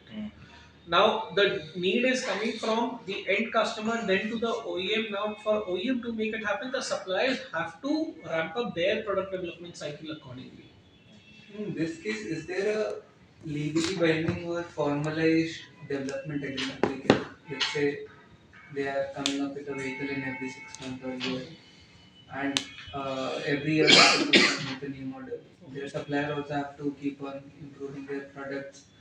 So, is there any formalized version that if you deliver me this in 12 months, I'll take it. In 24 months, I'll take it. Or is it a bit of a gray area that So I believe it fundamentally boils down to QCDS. The quality has to be on par, competitive commercial, that's why C, on time, every time delivery, and exceptional service. Now, if this four aspects of QCDS is being sorted, you hop on to vehicle number one, and then you start supplying. The purchaser or the other company leadership will inherently get a comfort कि यार ये लोग QCDS पे deliver कर रहे हैं भले they may not be explicitly using that framework, but this is where every OEM measures it out. Even reflect among ourselves, हम भी क्या करते हैं जब हमारे suppliers को देखते हैं, right? ये चार parameter ही है. So there, if we deliver in the on these four parameters, the likelihood of getting onto the next platform of the 24 months, 36 months becomes easier. But no supplier will say, "Yeah, I will get on to you onto all the platforms," and all very difficult. Unless there is a smart seller on the other side who puts this as a condition. And this is something if when you negotiate on your contract, I will give you 80% of my business. Not 100%, but 80% I need a favorable term on the other side. Then. And then it's like for the next 2 years, this is what we do. आपने जो बताया कि the larger companies are now little open कि पहले था black box लेना है लो नहीं तो आई एम वॉकिंग अभी it's little more inclusive this is also in parallel with the invent of the AUTOSAR architecture तो इनिशियली मैं मेरा कंप्लीट सॉफ्टवेयर स्टैक या product stack is this is it now there is hardware layer there's an abstraction layer, there's an application layer, जो आप बोल रहे हो. So this has allowed each company, again part of the consortium, so somebody is building very specific applications, which is more customer oriented. कि आपको ऐसा application चाहिए, आपको कुछ और चाहिए. But somebody else knows कि मुझे chip वही चाहिए. Right? So the hardware abstraction layer stays the same. So with this, this has been generally the trend, right? So even if you look many, thousands of years ago, I mean hundreds of years ago, we like Leonardo da Vinci was a painter as well as a doctor as well as a this. But today, doctor के अंदर there are micro specializations. So same way from a company's perspective, पहले एक company बहुत कुछ कर रही थी. Aभी to stay competitive, considering what China, the disruption China has caused, you need ultra specific speciality कि यार मेरा जो stack है, which is only the small layer, but this is the reason your product is doing much better. So this same behavior or the trend is expected to be there even in the future. So I think this is probably exactly what the point you're trying to make. कि every big guy is realizing कि मैं अकेले पूरा product का I cannot take the share for it. Right. And also OEMs are looking for getting control. क्योंकि अगर आपका ICE age में there was a different aspect of control. EV में fundamentally largely software defined vehicles है, right? How do you get that control? Only if you have access to the application layer. And one of the reasons why most of the OEMs are trying to do full tech stack in-house first, so at least they understand the nitty-gritties before even they sit with any supplier to negotiate on that. Before outsourcing. Yeah. So I think Shubham has joined late. So Shubham, to give you context, we have discussed a lot of supply chain challenges. Everyone here has discussed a lot of things, right from cell to contract to procurement of electrolyte, uh, software issues, chip issues, again China supply chain. So if from your recycling point of view, if there's one critical, like most pressing supply chain challenge that you have faced in your salt, what is it that you can discuss? And then maybe we can go to a conclusion. Reverse logistics for lithium-ion batteries are now becoming two very separate problems. One is collecting different kind of batteries, which is a pure logistical challenge. Challenge is one side; it's a nightmare. You have to collect it from the sold discrete sources that has to be sold separately. This is what we are working on. It's largely a unit economics thing. Throw money at it, let somebody else collect it, and you will get it. We have Outsource. Outsource the problem, make sure that they have 7%. The second problem that I am encountering, and that is largely coming from organizations like Bosch and to some extent Panasonic LG, is most every new generation, there is something you guys are putting into a battery that I have to take out. Everything you guys put, a recycler have to take it out. And this disconnect between these guys putting something into us, we don't think that when you design something, recyclability is a factor. We ask everybody. It's price, performance, characteristics, and always these things. Talk to corporate, of course, recycling is a factor. But when you actually talk to the engineer designing a product, it's never a factor. It's always price, performance, or this thing. Everything they put, I have to take it out. So somewhere over here, there's a disconnect between this and the that time. And I don't know what that half of the time, but thing I'm gonna get.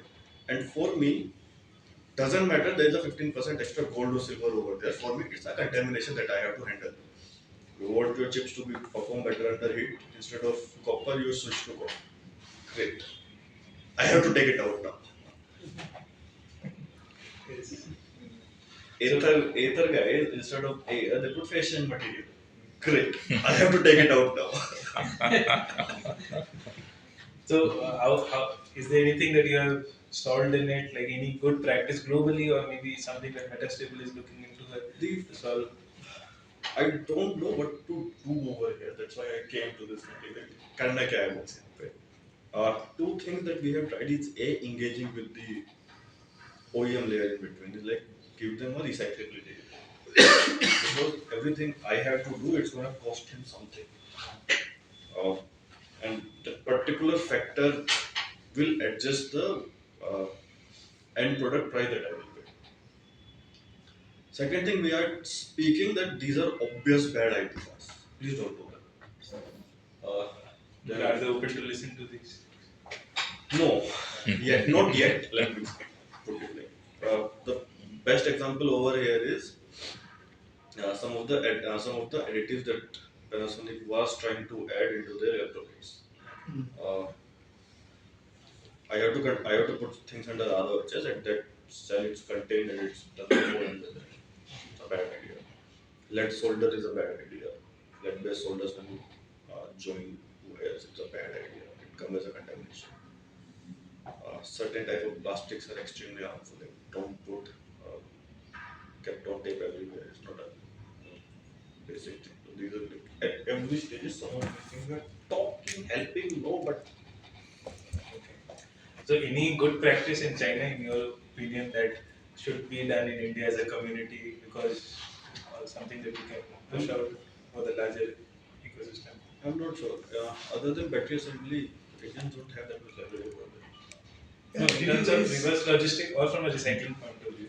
Did you guys explore the Ellen MacArthur Foundation community? Last time we met, I discussed it. So, Ellen MacArthur Foundation is a foundation specifically looking at circular economy. So, the problems आप जो बोल रहे हो, in that community of startups, there are many. I'm sure they're only discussing these. And in Europe, it's much more stringent. Yes. Right? So because it's the heartbeat of this is in Europe, right? So instead of going, let's say, to an OEM, जिन्होंने खुद इस matter को इतने अच्छे से study नहीं किया, right? If you explore with Ellen MacArthur Foundation, there are many best practices that they do. We have spoken to few foundations. So there's a consortium that is being formed in Europe, and BSF is leading it. It's a good idea, but I don't think it will be effective because the OEM's incentives are very straightforward. It's always price, performance, and the characteristics. Recycling the equipment manufacturer. On the other end, recyclability as a responsibility has been dropped on the shoulders of OEM, who doesn't largely have a control what the Bosch is supplying or what CATL is supplying or what their suppliers are supplying. And they are the one responsible for it. On the other hand, they have no control over it. So that particular idea you are talking about of the foundation and the consortium that is being formed in Europe may actually work, but I don't know how long it will take because a recycler is anywhere 5 years away from fabrication. So why I say this is one of the key motives of circular economy is design for disassembly. So if we were able to disassemble, design for, so today I design, but I think I hear you, your pains today, so that when it comes to you 5 years down the line, or now it's increasing the window, right? 10 years down the line. So chances of knowledge pass on becomes that much worse over time, right? Probably such practices, if it's done in a closed loop, कि आपको पता है, and आपको सिर्फ अकेले को नहीं, again, a group of similar startups who are solving that reverse logistics and the recycling aspect, or not just recycling, even repurposing, reuse, etc., etc. शायद there can be a solution that can be curated, which you can be the flag bearer in India, Yes. because it's unsorted. Yeah. Yes, it's an unsolved problem, and moving a little bit forward is one thing. We will be trying that anyways. But somebody has to work with these things in US, Europe, and China. Like India, it's not that big of an impact we will have. We can influence the cell manufacturer, we can influence the battery manufacturers, not to include few things. So, just like cell manufacturing, recycling is now also a supply chain, Yeah. local supply chain game than a global supply chain game, and has reduced its connotation on technology play as such. I see We A4 ain't doing that. solution. Uh, But, so, Girish, over to you, I think. I have a couple of solutions Yes, on yes. this. Um, so one, is it possible that there can be some form of recycling label? What I mean is gold, silver, platinum, karke, and this might take a couple of years, not like instant solution. But your company joint hands with, let's say, a big four or somebody else also, and rolls out ki if Ether is rolling out a product, yours is an independent body, or this particular body, there's an independent body which says, hey, Ether का product recyclability factor पे platinum है. So especially when it comes to EV, and this is the new age buyers also, right? वो recyclability front पे लेकर आ जाते हैं. So that could be one particular aspect. Second, there has to be a strong lobbying on this topic. जहाँ पे जब तक government से mandate नहीं आएगा, beyond a certain point, it's a nice to have thing. So before you came in, I was mentioning we also as Vecmocon, we have taken step to form an industry body on EV components and software. वहाँ पे this could go as one of the mandates also, and then we could drive directly with the government, where partially this thing could be looked at. The third angle is can you catch the people young? What I mean by this is today, awareness is one of the fundamental problems of this. When you talked of price, performance, characteristics, can the recyclability be the fourth angle itself at the design stage? So, if you tap into fourth year engineering students, or forget even that, let's also crystallize. There is Formula Bharat students. They make the EV vehicles in India, and they have teams already. If you just create awareness there, yeah, as a mindset, why don't you add this R also? So it doesn't matter which company you go and join, but think of recyclability and think of your firm. होता ना तो आपका वो publicity भी हो जाएगा, brand recall होगा, and then you will even get inbound inquiries also happening, which could again partially solve the problem. So some thoughts. Add to that, This actually. is Not actually just an interesting idea. not Because not just the label, not just the label. I mean, like anything that has to be recycled, any product, not just batteries, any product that has to be recycled should actually come with the mandate that you have to list out what is going into it, at least at an elemental level. Right, right. And I'm sure I- some big four would be more than happy to join hands. तो वो industry body में भी हम big four को लाएंगे वहाँ पे feel से boss who's the top one आज काम Sort of the What is- if I- exercise variant. Yes, version yes, of- Why not? absolutely, Yeah. absolutely. So bring it for a EV as well as ESS space. I think it has to be driven like through regulation, because if I can draw a parallel with the green building certifications, we have a really robust system, but like hardly 1-2% of the commercial buildings are actually green certified, right? We don't, when Ether speaking in office, like we don't care about whether it's really corporate बोलने के लिए लेते हैं, but 95% of the commercial offices or whoever customers don't really care that much about it. So I think it'll might end up becoming like that unless it's implemented. From the government mandate. Exactly, because agar like Aether might say that okay, we're going to take like a holier than thou kind of approach and not put this recycled material. That's definitely going to have a cost impact, market share impact, and all that. तो हम नहीं करेंगे तो कोई और लगा के करेगा. So eventually the problem is there. So I think regulation has to happen. See, there are Yeah, like but three it's- ways I think around this particular problem. A, we force OEM hand, which is Mm. either via regulation or with Mm. platinum logos or anything or this. We force OEM hand in some way that ये recycle होना है, make it viable. We had this conversation on this table before that we are a lot of people are putting guns to OEM's head and saying do it or else. We should. This is yet another thing over there, which I am hesitant to do. You can make one or two people do that, but not a body. Second thing is that influence wala part, that influence them young, at least they are aware that it exists. I don't think that's a problem. In general, that's not a problem because everybody knows everything has to be recycled, everything has to be taken out. Nobody knows how it happens. So it's not awareness about recycling, but the mechanism of recycling. For which I must say that the recyclers have done a very poor job. That nobody knows how anything is ever recycled. Like कोई हमसे लेके जाता है कुछ कुछ हो जाता है हमें नहीं पता. I think one thing OEMs can probably do is like figure out if we can like benefit the end customer, because lead acid में तो वही होता है, like the end customer, even the uneducated end customer is aware that अगर lead acid battery वापस करेंगे तो कुछ मिलेगा. कुछ मिलेगा. So probably that awareness, then adding a sticker actually makes sense कि अगर platinum है तो मेरे को ज़्यादा मिलेगा, like at the end of life, or that might drive customer behavior to choose. That is the third point I was making. That instead of these two routes, which are either force or influence, if a recycler can, if a recycler has some sort of pricing power, suddenly the discount that the user will get over a new battery, that's the one that recycler is controlling. On the other hand, if that is being controlled, the insurance guys will also know that what is the end of life. Right now, they just take it as a zero. Then the premium is also different because scrapping value nikal jati hai. Here also is the same problem what I feel that we are always ahead of the curve on a small base.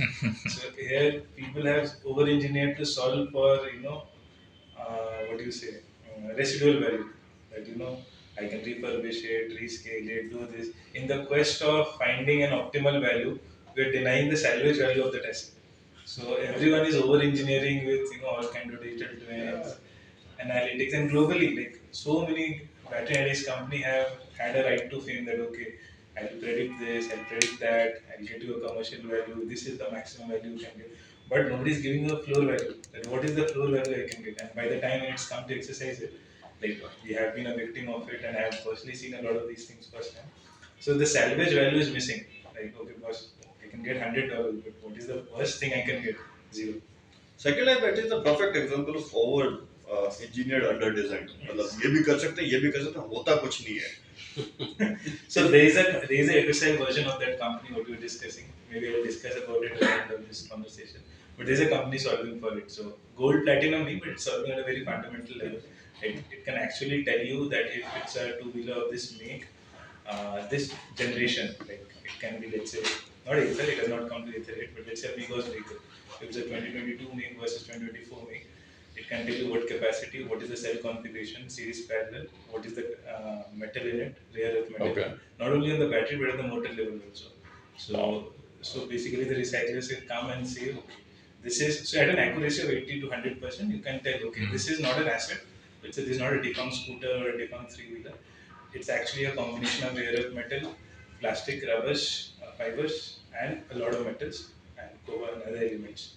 So there is a company actually doing it. We'll come back.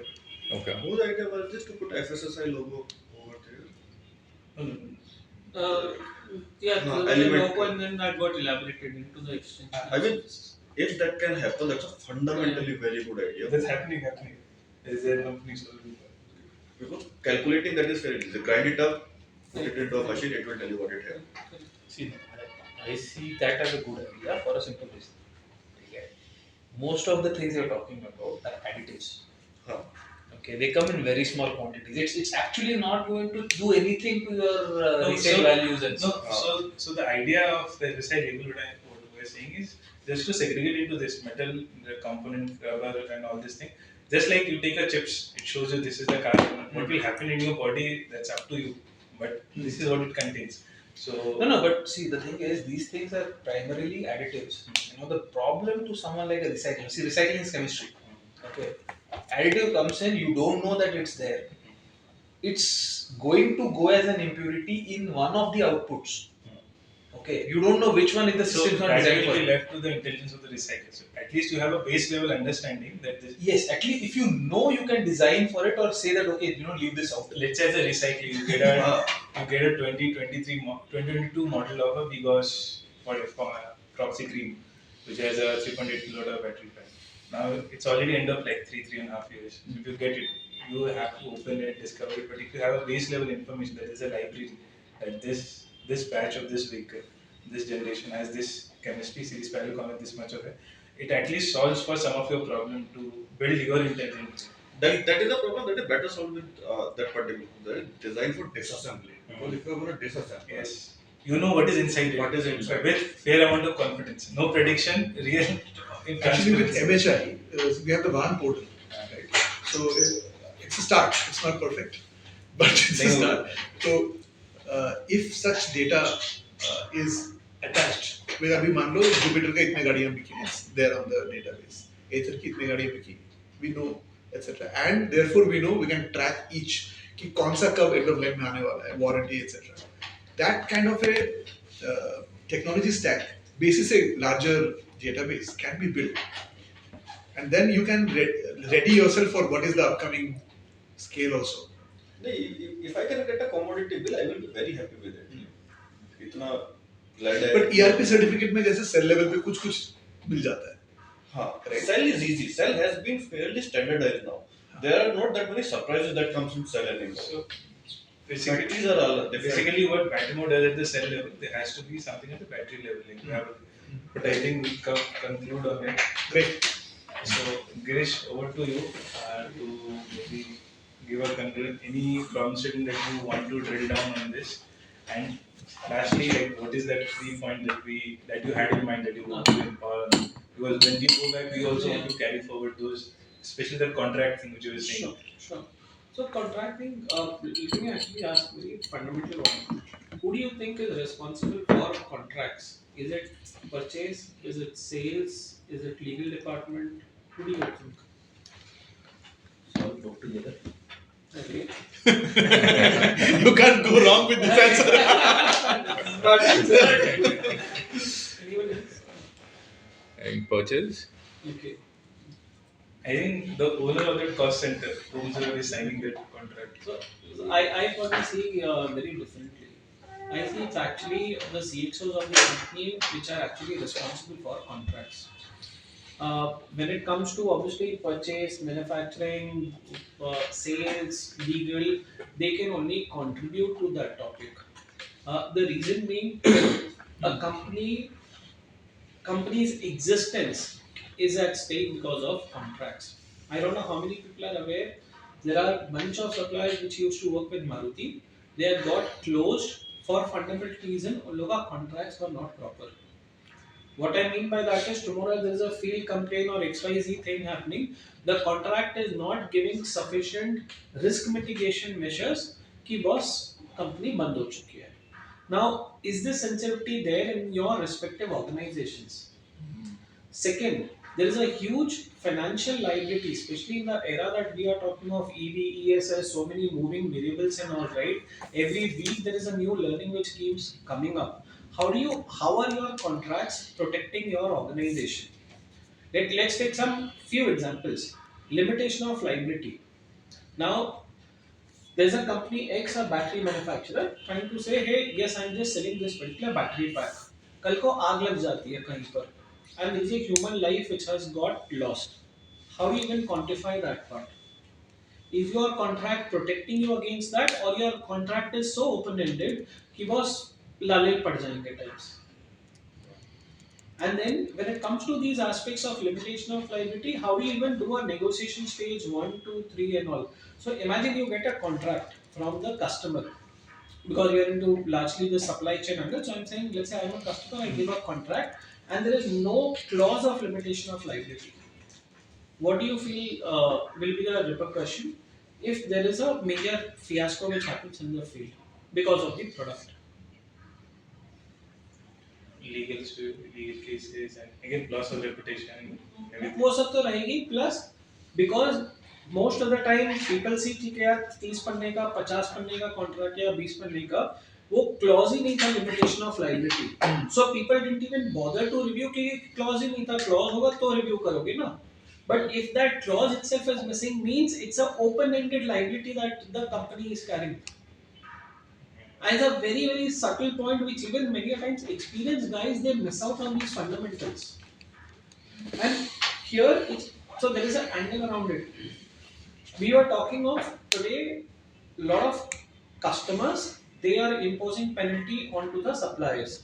Now, is if this forum, let's say all of us are suppliers, keeping ether aside, fundamentally, if we are talking, no, there is a supplier who's further supporting you with raw materials. Are you having a back-to-back arrangements that these penalties are getting passed? Because if you notice in your respective organizations, what generally I have seen, there is a person X who's responsible for the customer. वहाँ पे एक contract sign हो गया, liability ले लिया. यहाँ पे जो सप्लायर और सब सप्लायर के साथ काम करने हैं, they have no clue what has been signed up here. So the risk which the firm is carrying has not been transferred to the subsequent firm. And that becomes again tomorrow in case of a certain challenge, and these contracts will kick in only when things have gone bad. अगर चीजें अच्छी चल रही कोई contract दिखता नहीं है, but जिस दिन चीजें खराब हुई, then relationships and all aside, boss paper में क्या लिख के साइन किया है. And there are multiple more dimensions. For example, there is something to do with territory. Imagine somebody takes your products and deploys it in Europe without informing you. And out of the blue, there is a service issue which comes up. The product is not working. The customer like, boss, product वहाँ पे उसको fix करके दो. Now, in your contract, you never define territory as region India. You never define, कि boss, you have to bring the product from there to India. I will give you service in India. And this is where it opens up another Pandora box altogether. There's an angle with respect to, we spoke of Forex, RMI, all those aspects, right? They need to get documented into these contracts. There is an angle with respect to annexures. Many a times people feel यार वो legal वाले ने कुछ तो legal language डाला है. Trust me, ignore those aspects. वो confidentiality का half a page document होगा, reps and warranties है जहाँ पे somebody has to properly read. But there are certain things which, if you want to really get control with respect to you and your customer or you and your supplier, if you feel you are a decision maker or a key stakeholder into the company, you should really understand the fine print of contracts. तो उसमें चाहिए maybe someday I'm happy if somebody wants to bring printouts, we can sit quickly around through and even have a session around We can have contracts online itself. session. Any AI tool that you recommend that which is very because most of the young startups they don't have a legal team also. And There are templates. Templates can be downloaded from the website also. Get a basic template. Let's have a session where I can even say what are those missing ones, add it out, baseline it out. I know somebody recently used ChatGPT and मैंने बीच में अभी within our company even proposed supplier consequence policy, which goes as a annexure C, D and all, which says कि यार आपका ये issue हुआ तो how it will be handled, second time हुआ तो क्या होगा, third time हुआ तो क्या होगा. मतलब we have gone to that level of telling कि if the issue happens while the product is in the yard or in the production line, or for that matter if it goes to the next stage. Now ChatGPT gave a very funny response कि Indian Penal Act this and all कुछ करके, and it is absolutely not applicable. But the industry is very clear यार. If you work with some of the big OEMs, by default they will enforce penalty clauses into it. Whether they exercise it or not is a secondary story. So if the organizations and suppliers are taking these clauses from the supplier, it is our duty to pass it to the sub-suppliers also.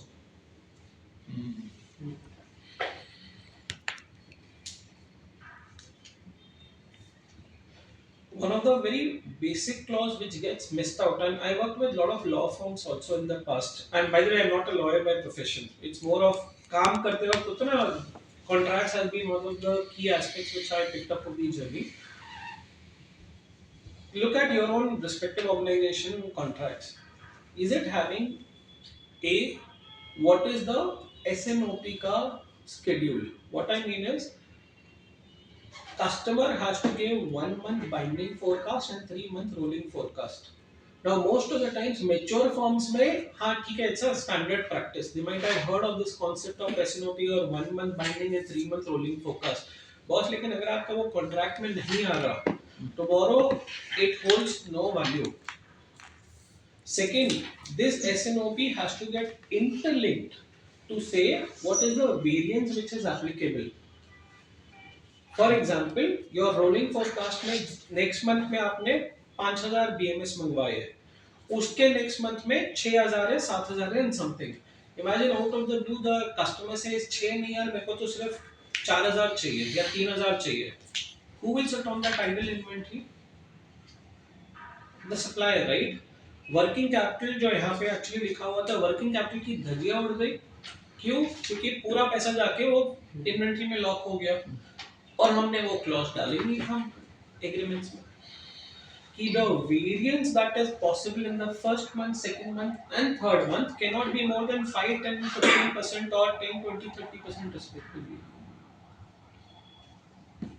So the moment you are putting these clauses into the agreements, and obviously in the other company, it will not be a junior guy who will be signing off, right? And if he sees, "हाँ यार, sign कर रहे हैं, make sure this thing happens." So a lot of supply chain, I'm not saying all, but a lot of supply chain expectation gaps can be avoided, and expectations can be better managed with help of contracts.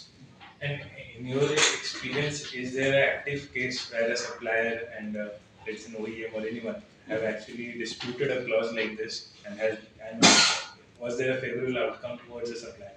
Because the cost of exercising these rights and clauses are also equally high. So there are two parts. One is if your framework agreement is signed off by both the sides and it has clarity. For example, कुछ चीजें होगी जहाँ पे you have to say will be mutually discussed at that point in time. There could be some issue where it is very difficult to figure out कि customer की गलती है कि supplier की गलती है. And that too in the era that we are talking of EV and ESS, there are multiple interfaces also, right? So those clauses you have to keep it as mutually discussed at that particular time, and then you can always say कि यार one representative buyer, one representative supplier, and maybe neutral and recruited third party अगर आपको next level पे लेके जाना है। तो at least many a times क्या होता है ना, customer and supplier के बीच में नहीं यार हमने वो agree किया हुआ है। It's not about enforcing and going to a arbitration with a third party, but within the two companies you can amicably solve it out, and it definitely helps. I have an opinion on this third party thing. So in recycler, this has been forming a fairly standard now. So the testing of the material is going to be done at a third party, which will be the final employer in this material. It's neither your report, neither the customer's report. It is a third party doing the test, and it is going to be the final say in this. These compiling agreements are becoming more and more and more common. Everybody will share preliminary report. Everybody will understand कि ये माल है. The prices will be negotiated on that. So 80% payment that has typically comes before and will come on basis of that. Right. But empiring agreement जो है वो third party से ही test होके माल कभी निकलता है तब. So each batch needs to be tested by your certified lab. Yeah, you have some agreement on ranges, and if it exceeds or lowers below that range, then you have to test it. So generally the expectation is each batch. Each batch. But each batch also has an MOQ, so it's not a very. You are not shipping samples. So for typical thing is in this industry 10 lakh के नीचे sales नहीं. उसके नीचे तो it's a sample, nobody cares. If you are doing an international shipment, एक container के नीचे माल नहीं बनेगा. तो that puts you a very standard flow. India में भी if you want to move something 10 ton के नीचे ट्रक नहीं होता कोई ट्रक का. So 10 टन के नीचे MOQ significant है ही नहीं. So these 3-4 factor puts you a flow उसके नीचे नहीं है. And testing is not cheap. Somebody is coming from there to your factory, taking samples in each of those bags, putting a tag on top of it. So it's a significant amount. Each, I think, sample is around 1,500 to 1,000 rupees. Sampling का 50,000 का खर्चा easily आ जाता है. And each element अगर बस निकल detect करना है तो 2,000 रुपये लगेंगे फिर 30,000 के आसपास तो उनका TDK बैठ जाता है. जो मतलब वहाँ से आ रहा है. He will spend a day or two. जो facility 4 लोग आएंगे वहाँ से वे करेंगे मशीन लेके आएंगे. Just testing cost is something like that. And batches are defined based on the production runs और जब भी उनका वो रूम मिल जाता है they send it. So we so because far based on the production runs being वो composition would differ maybe slightly. So far I have not been able to I have not been able to smooth out my factory कि मैं contract sign कर सकूँ. But अभी तक का batches ही निकले. माल ready होता है मैं phone कर देता हूँ. so far तो यही हुआ. But we have almost negotiated a few contract जहाँ पे हमेशा वेरिएशन वो लोग डालते हैं कि मेरे को इतने से इतने का बीच का माल चलेगा. प्राइस में हर बैच पे ही पे करूँगा. उसमें भी लेट्स से 0.5% का वेरिएशन होता है बिकॉज दैट इज एक्सपेक्टेड. वेबरेज आपका अलग होगा, उसका अलग होगा. All those things. थोड़ा मान लें मॉइस्चर ले लिया रास्ते में. All these things happens. But when you are negotiating a contract like regular shipment है तो वो होता है मेरी प्रेफरेंस इस माल की है और ये range. And typically the bigger the organization, the wider the range is because they can handle more stuff. Or maybe after the contract, anything that ERP. Yeah, ERP is one dimension. For example, again, it goes back to the scale of the startup one is in, right? The best state is eventually, yes, your entire company is well connected and all, right? Wo SAP pe hai, Oracle pe hai and all. But that's, let's say, the true north subsequently at some point in time. Or the second true north is you have taken this new age ERP solutions. A lot of companies are coming up which are AI native. So there's AI, let's say those agentic AIs and everything also coming in, and you can design something bottoms up. So let's say there are two kind of true nodes which is available. Now, for the stage that a company is in right now, depending on the startup, X side obviously would be acted differently compared to where your company is right now. Important is at least the data tracking has to happen properly. For fundamentally couple of key reasons. There are statutory audits which will happen, plus there will be these fundraise related audits which will keep happening. We keep going up on inventory or let's say fixed good, complete semi fixed good or raw materials or whatever. Well, it's challenging. Plus, getting the product out, especially if there are too many moving variables. Customer को commit कर दिया है कि यार जाएगा 50 product, 500 product, and you realize one sub component is missing. So systems like ERP, whether we have to definitely move forward beyond Excels, but it's very peculiar to that startup. At what point in time do you switch to a Odoo or a Zoho and all, and then subsequently if you want to go to a full-fledged system? But it's a must-have in terms of the journey that the startup has to definitely take. Recently, I spoke to some guys, very experienced Bosch people who had moved out in the industry, and I was very surprised to know the scale of the company is very small. But then the person has put in SAP from day zero. We like I know typically what true north होगा. Money ठीक है थोड़ा ज़्यादा है, but I'll start from there because I don't want to do 2 or 3 cycles to go into that. I think the sooner we realize that we have to come out of Google Sheet and spreadsheet, that's because at times what happens if you get a Odoo, Oracle, or Zoho, it's very difficult to change the mindset of your team.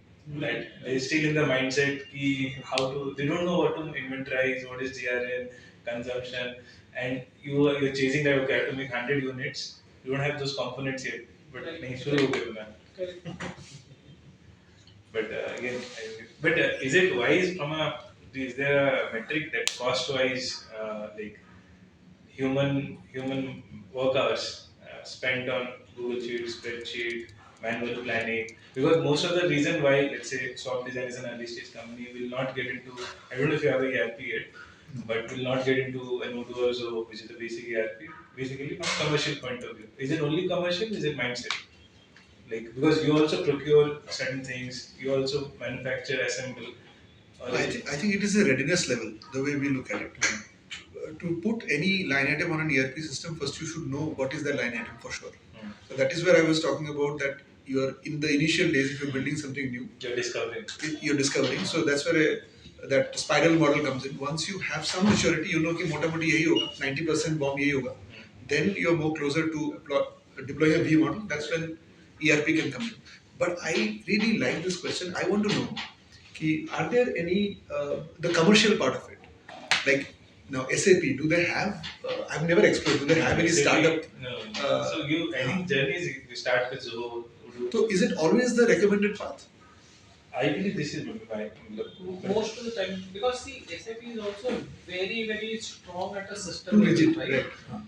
Now, see, there are a couple of things. If we zoom out, one, are your processes and systems at least stable to a certain extent? क्योंकि the system, the ERP will only do what you are trying to do manually, right? लेकिन अगर आपका basic process or systems are not even to a certain extent stable, 5 on a scale of 10, please don't go here. Because then it will be garbage in, garbage out, and everything will get stuck. यार product dispatch नहीं कर पा रहे क्यों? यार process में goof up था. Correct. So the point that you were also mentioning, right? कि once it reaches a certain stability at a product level, you are clear कि यार भरना क्या है, and there's a repeatability factor. Two, the process how it will flow between a purchaser and a logistics guy and let's say a sales guy and everyone. Do you want a SO or you don't want a SO as in a sales order? Where does this PO comes in? It goes to the finance guy and he does something, or how will it happen? And every company has its own way of getting things done. तो वो थोड़ा stability आने के बाद is where these systems would come. To answer your point, there are a lot of these ERP solutions which are available at a very discounted rate for a startup.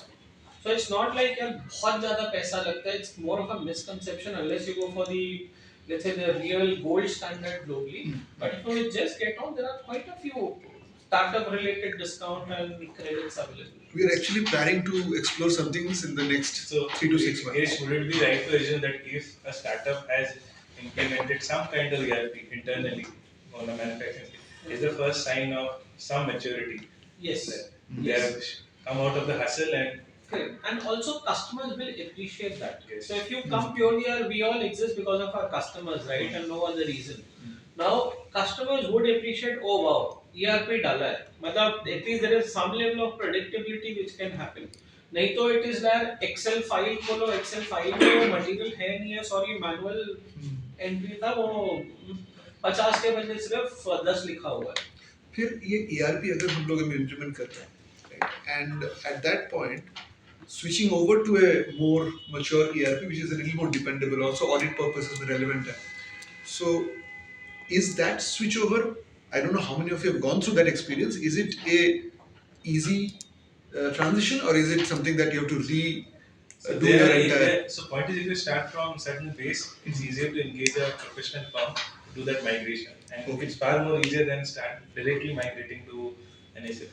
Okay.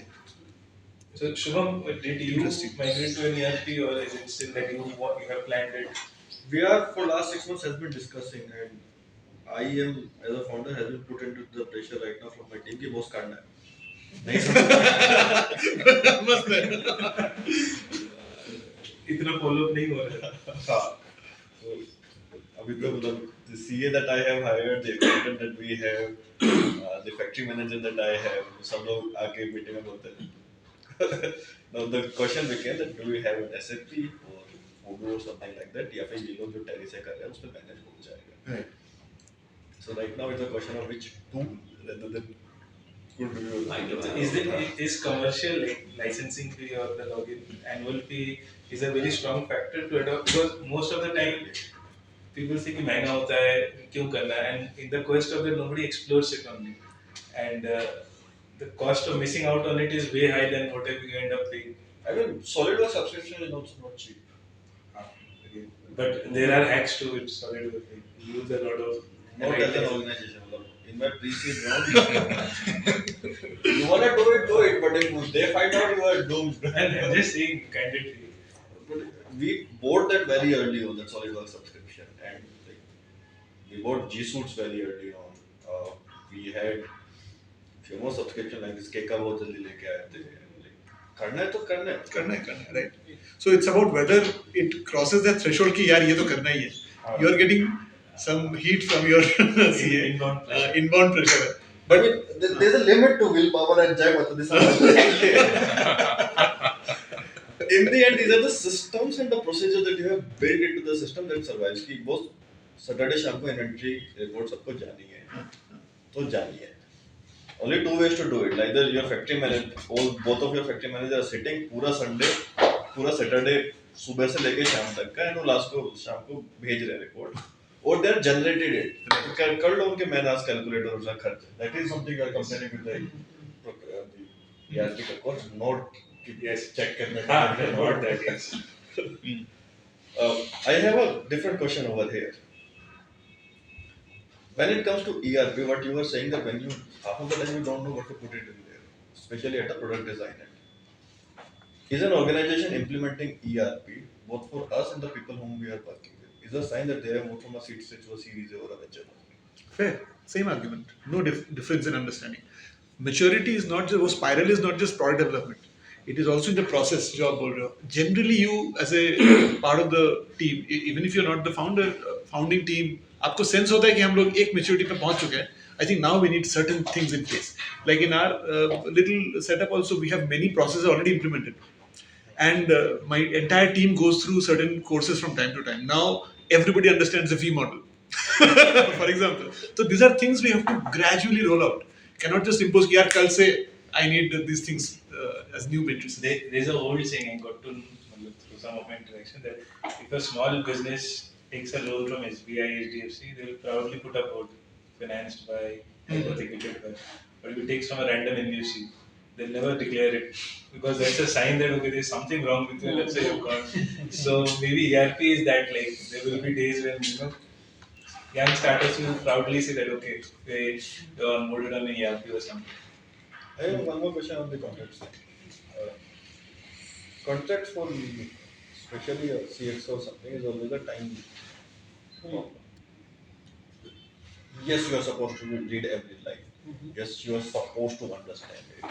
But furthermore, and nonetheless, you don't understand what does it mean 60% of the time.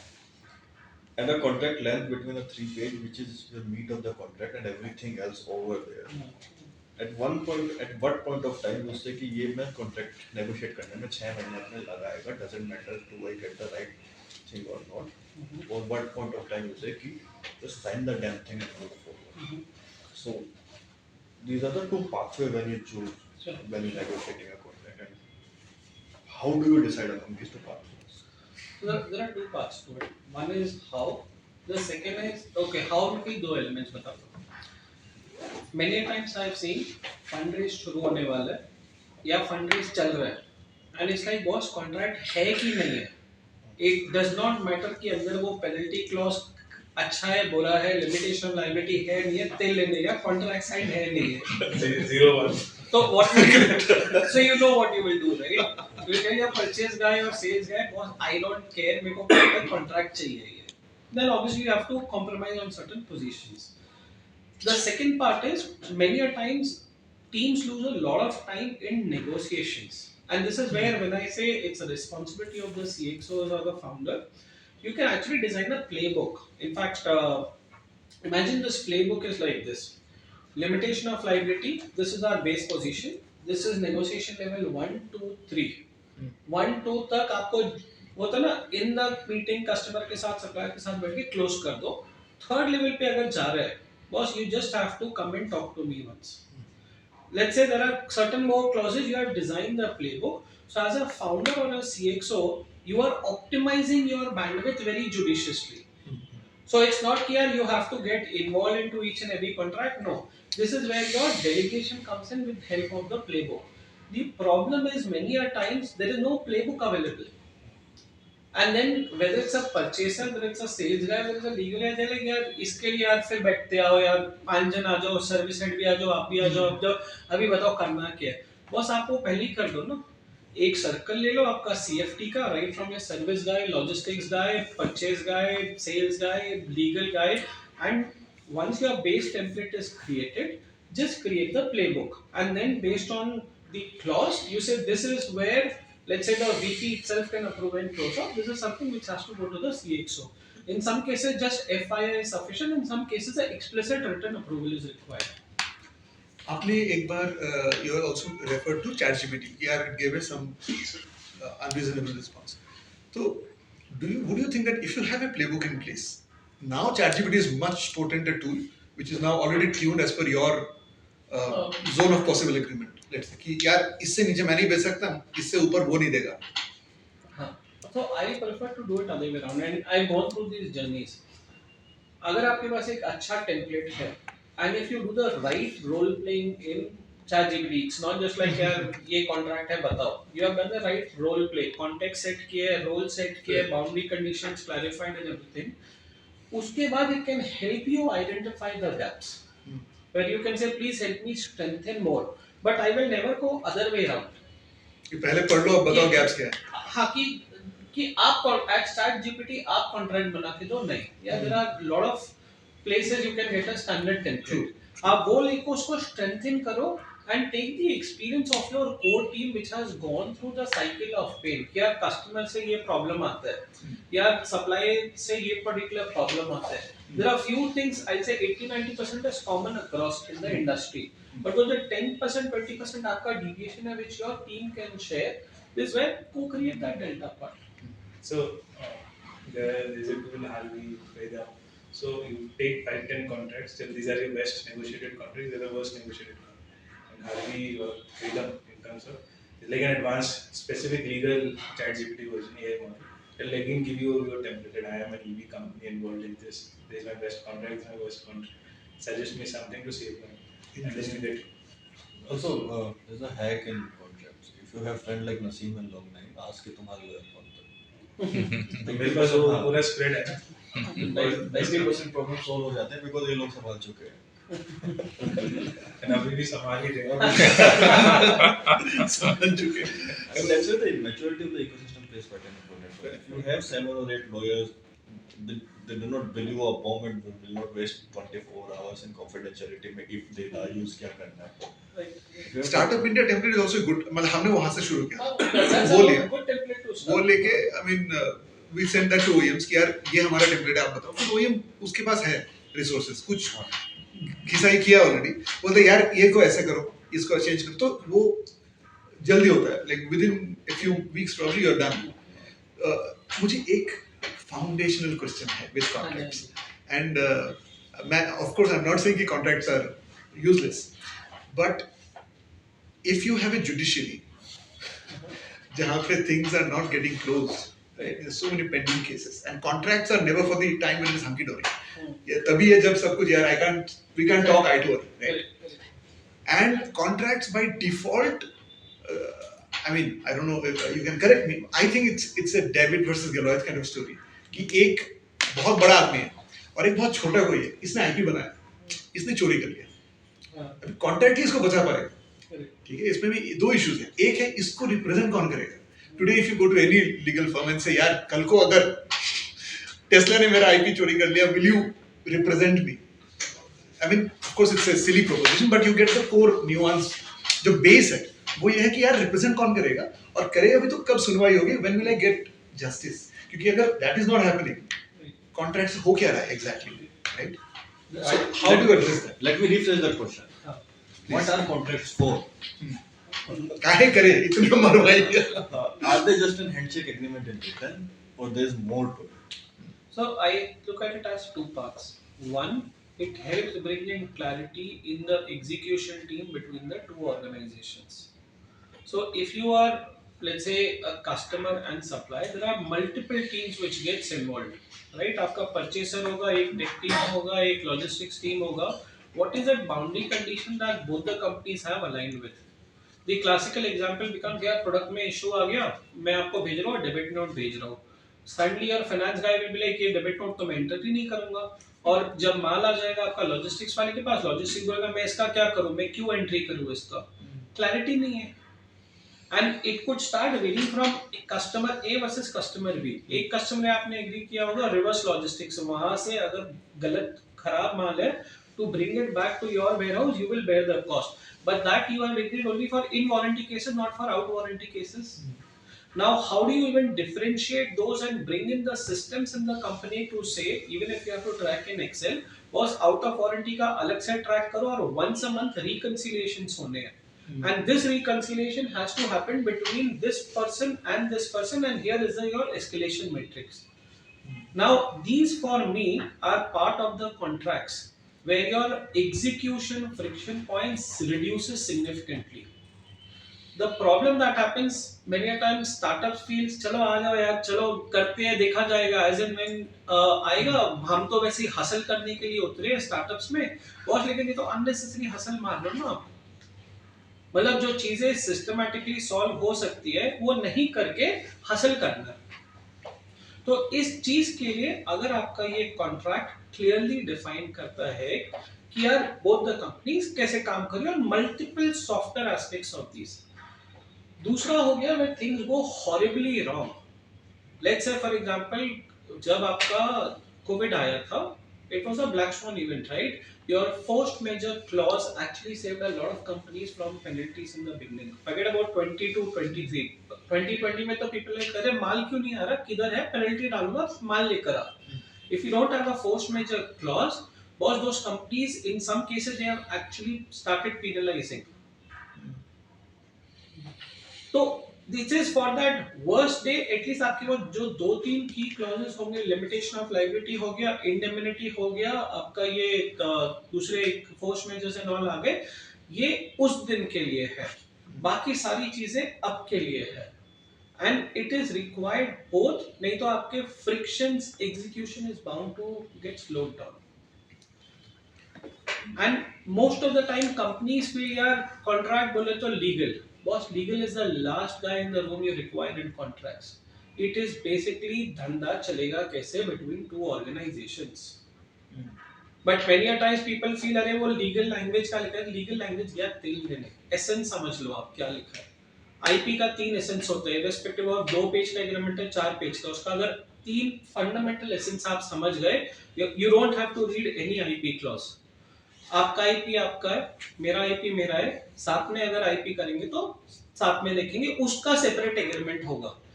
उसका separate agreement क्यों होगा? There is a cost involved of that agreement. किस territory में आप करोगे उसका होगा, वो आईपी मेंटेन कैसे होगा, वो आपके किसी और तीसरी पार्टी को बेच सकते हो कि हमें नहीं पता ना, इतना सिंपल है। लेकिन पीपल आर लाइक यार मेरे को समझता नहीं आईपी क्लॉजेस क्या लिखा हुआ है यहाँ पे। I think one. But then we can probably conclude, give vote of thanks, and then have the networking and continue message.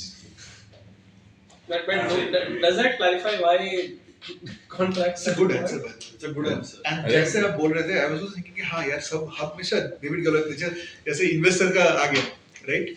कि आपको इक्विटी जो भी आपका टर्म्स है, वहाँ पे कुछ क्लॉजेस हैं which can really change how things turn out. Mail का एक PO और approved is then backward converted into an agreement. मेरे पास MOU है। I think as a small company who dealt with larger companies, their contract gives a really good insight into their working systems. So whether it's our service team, our inventory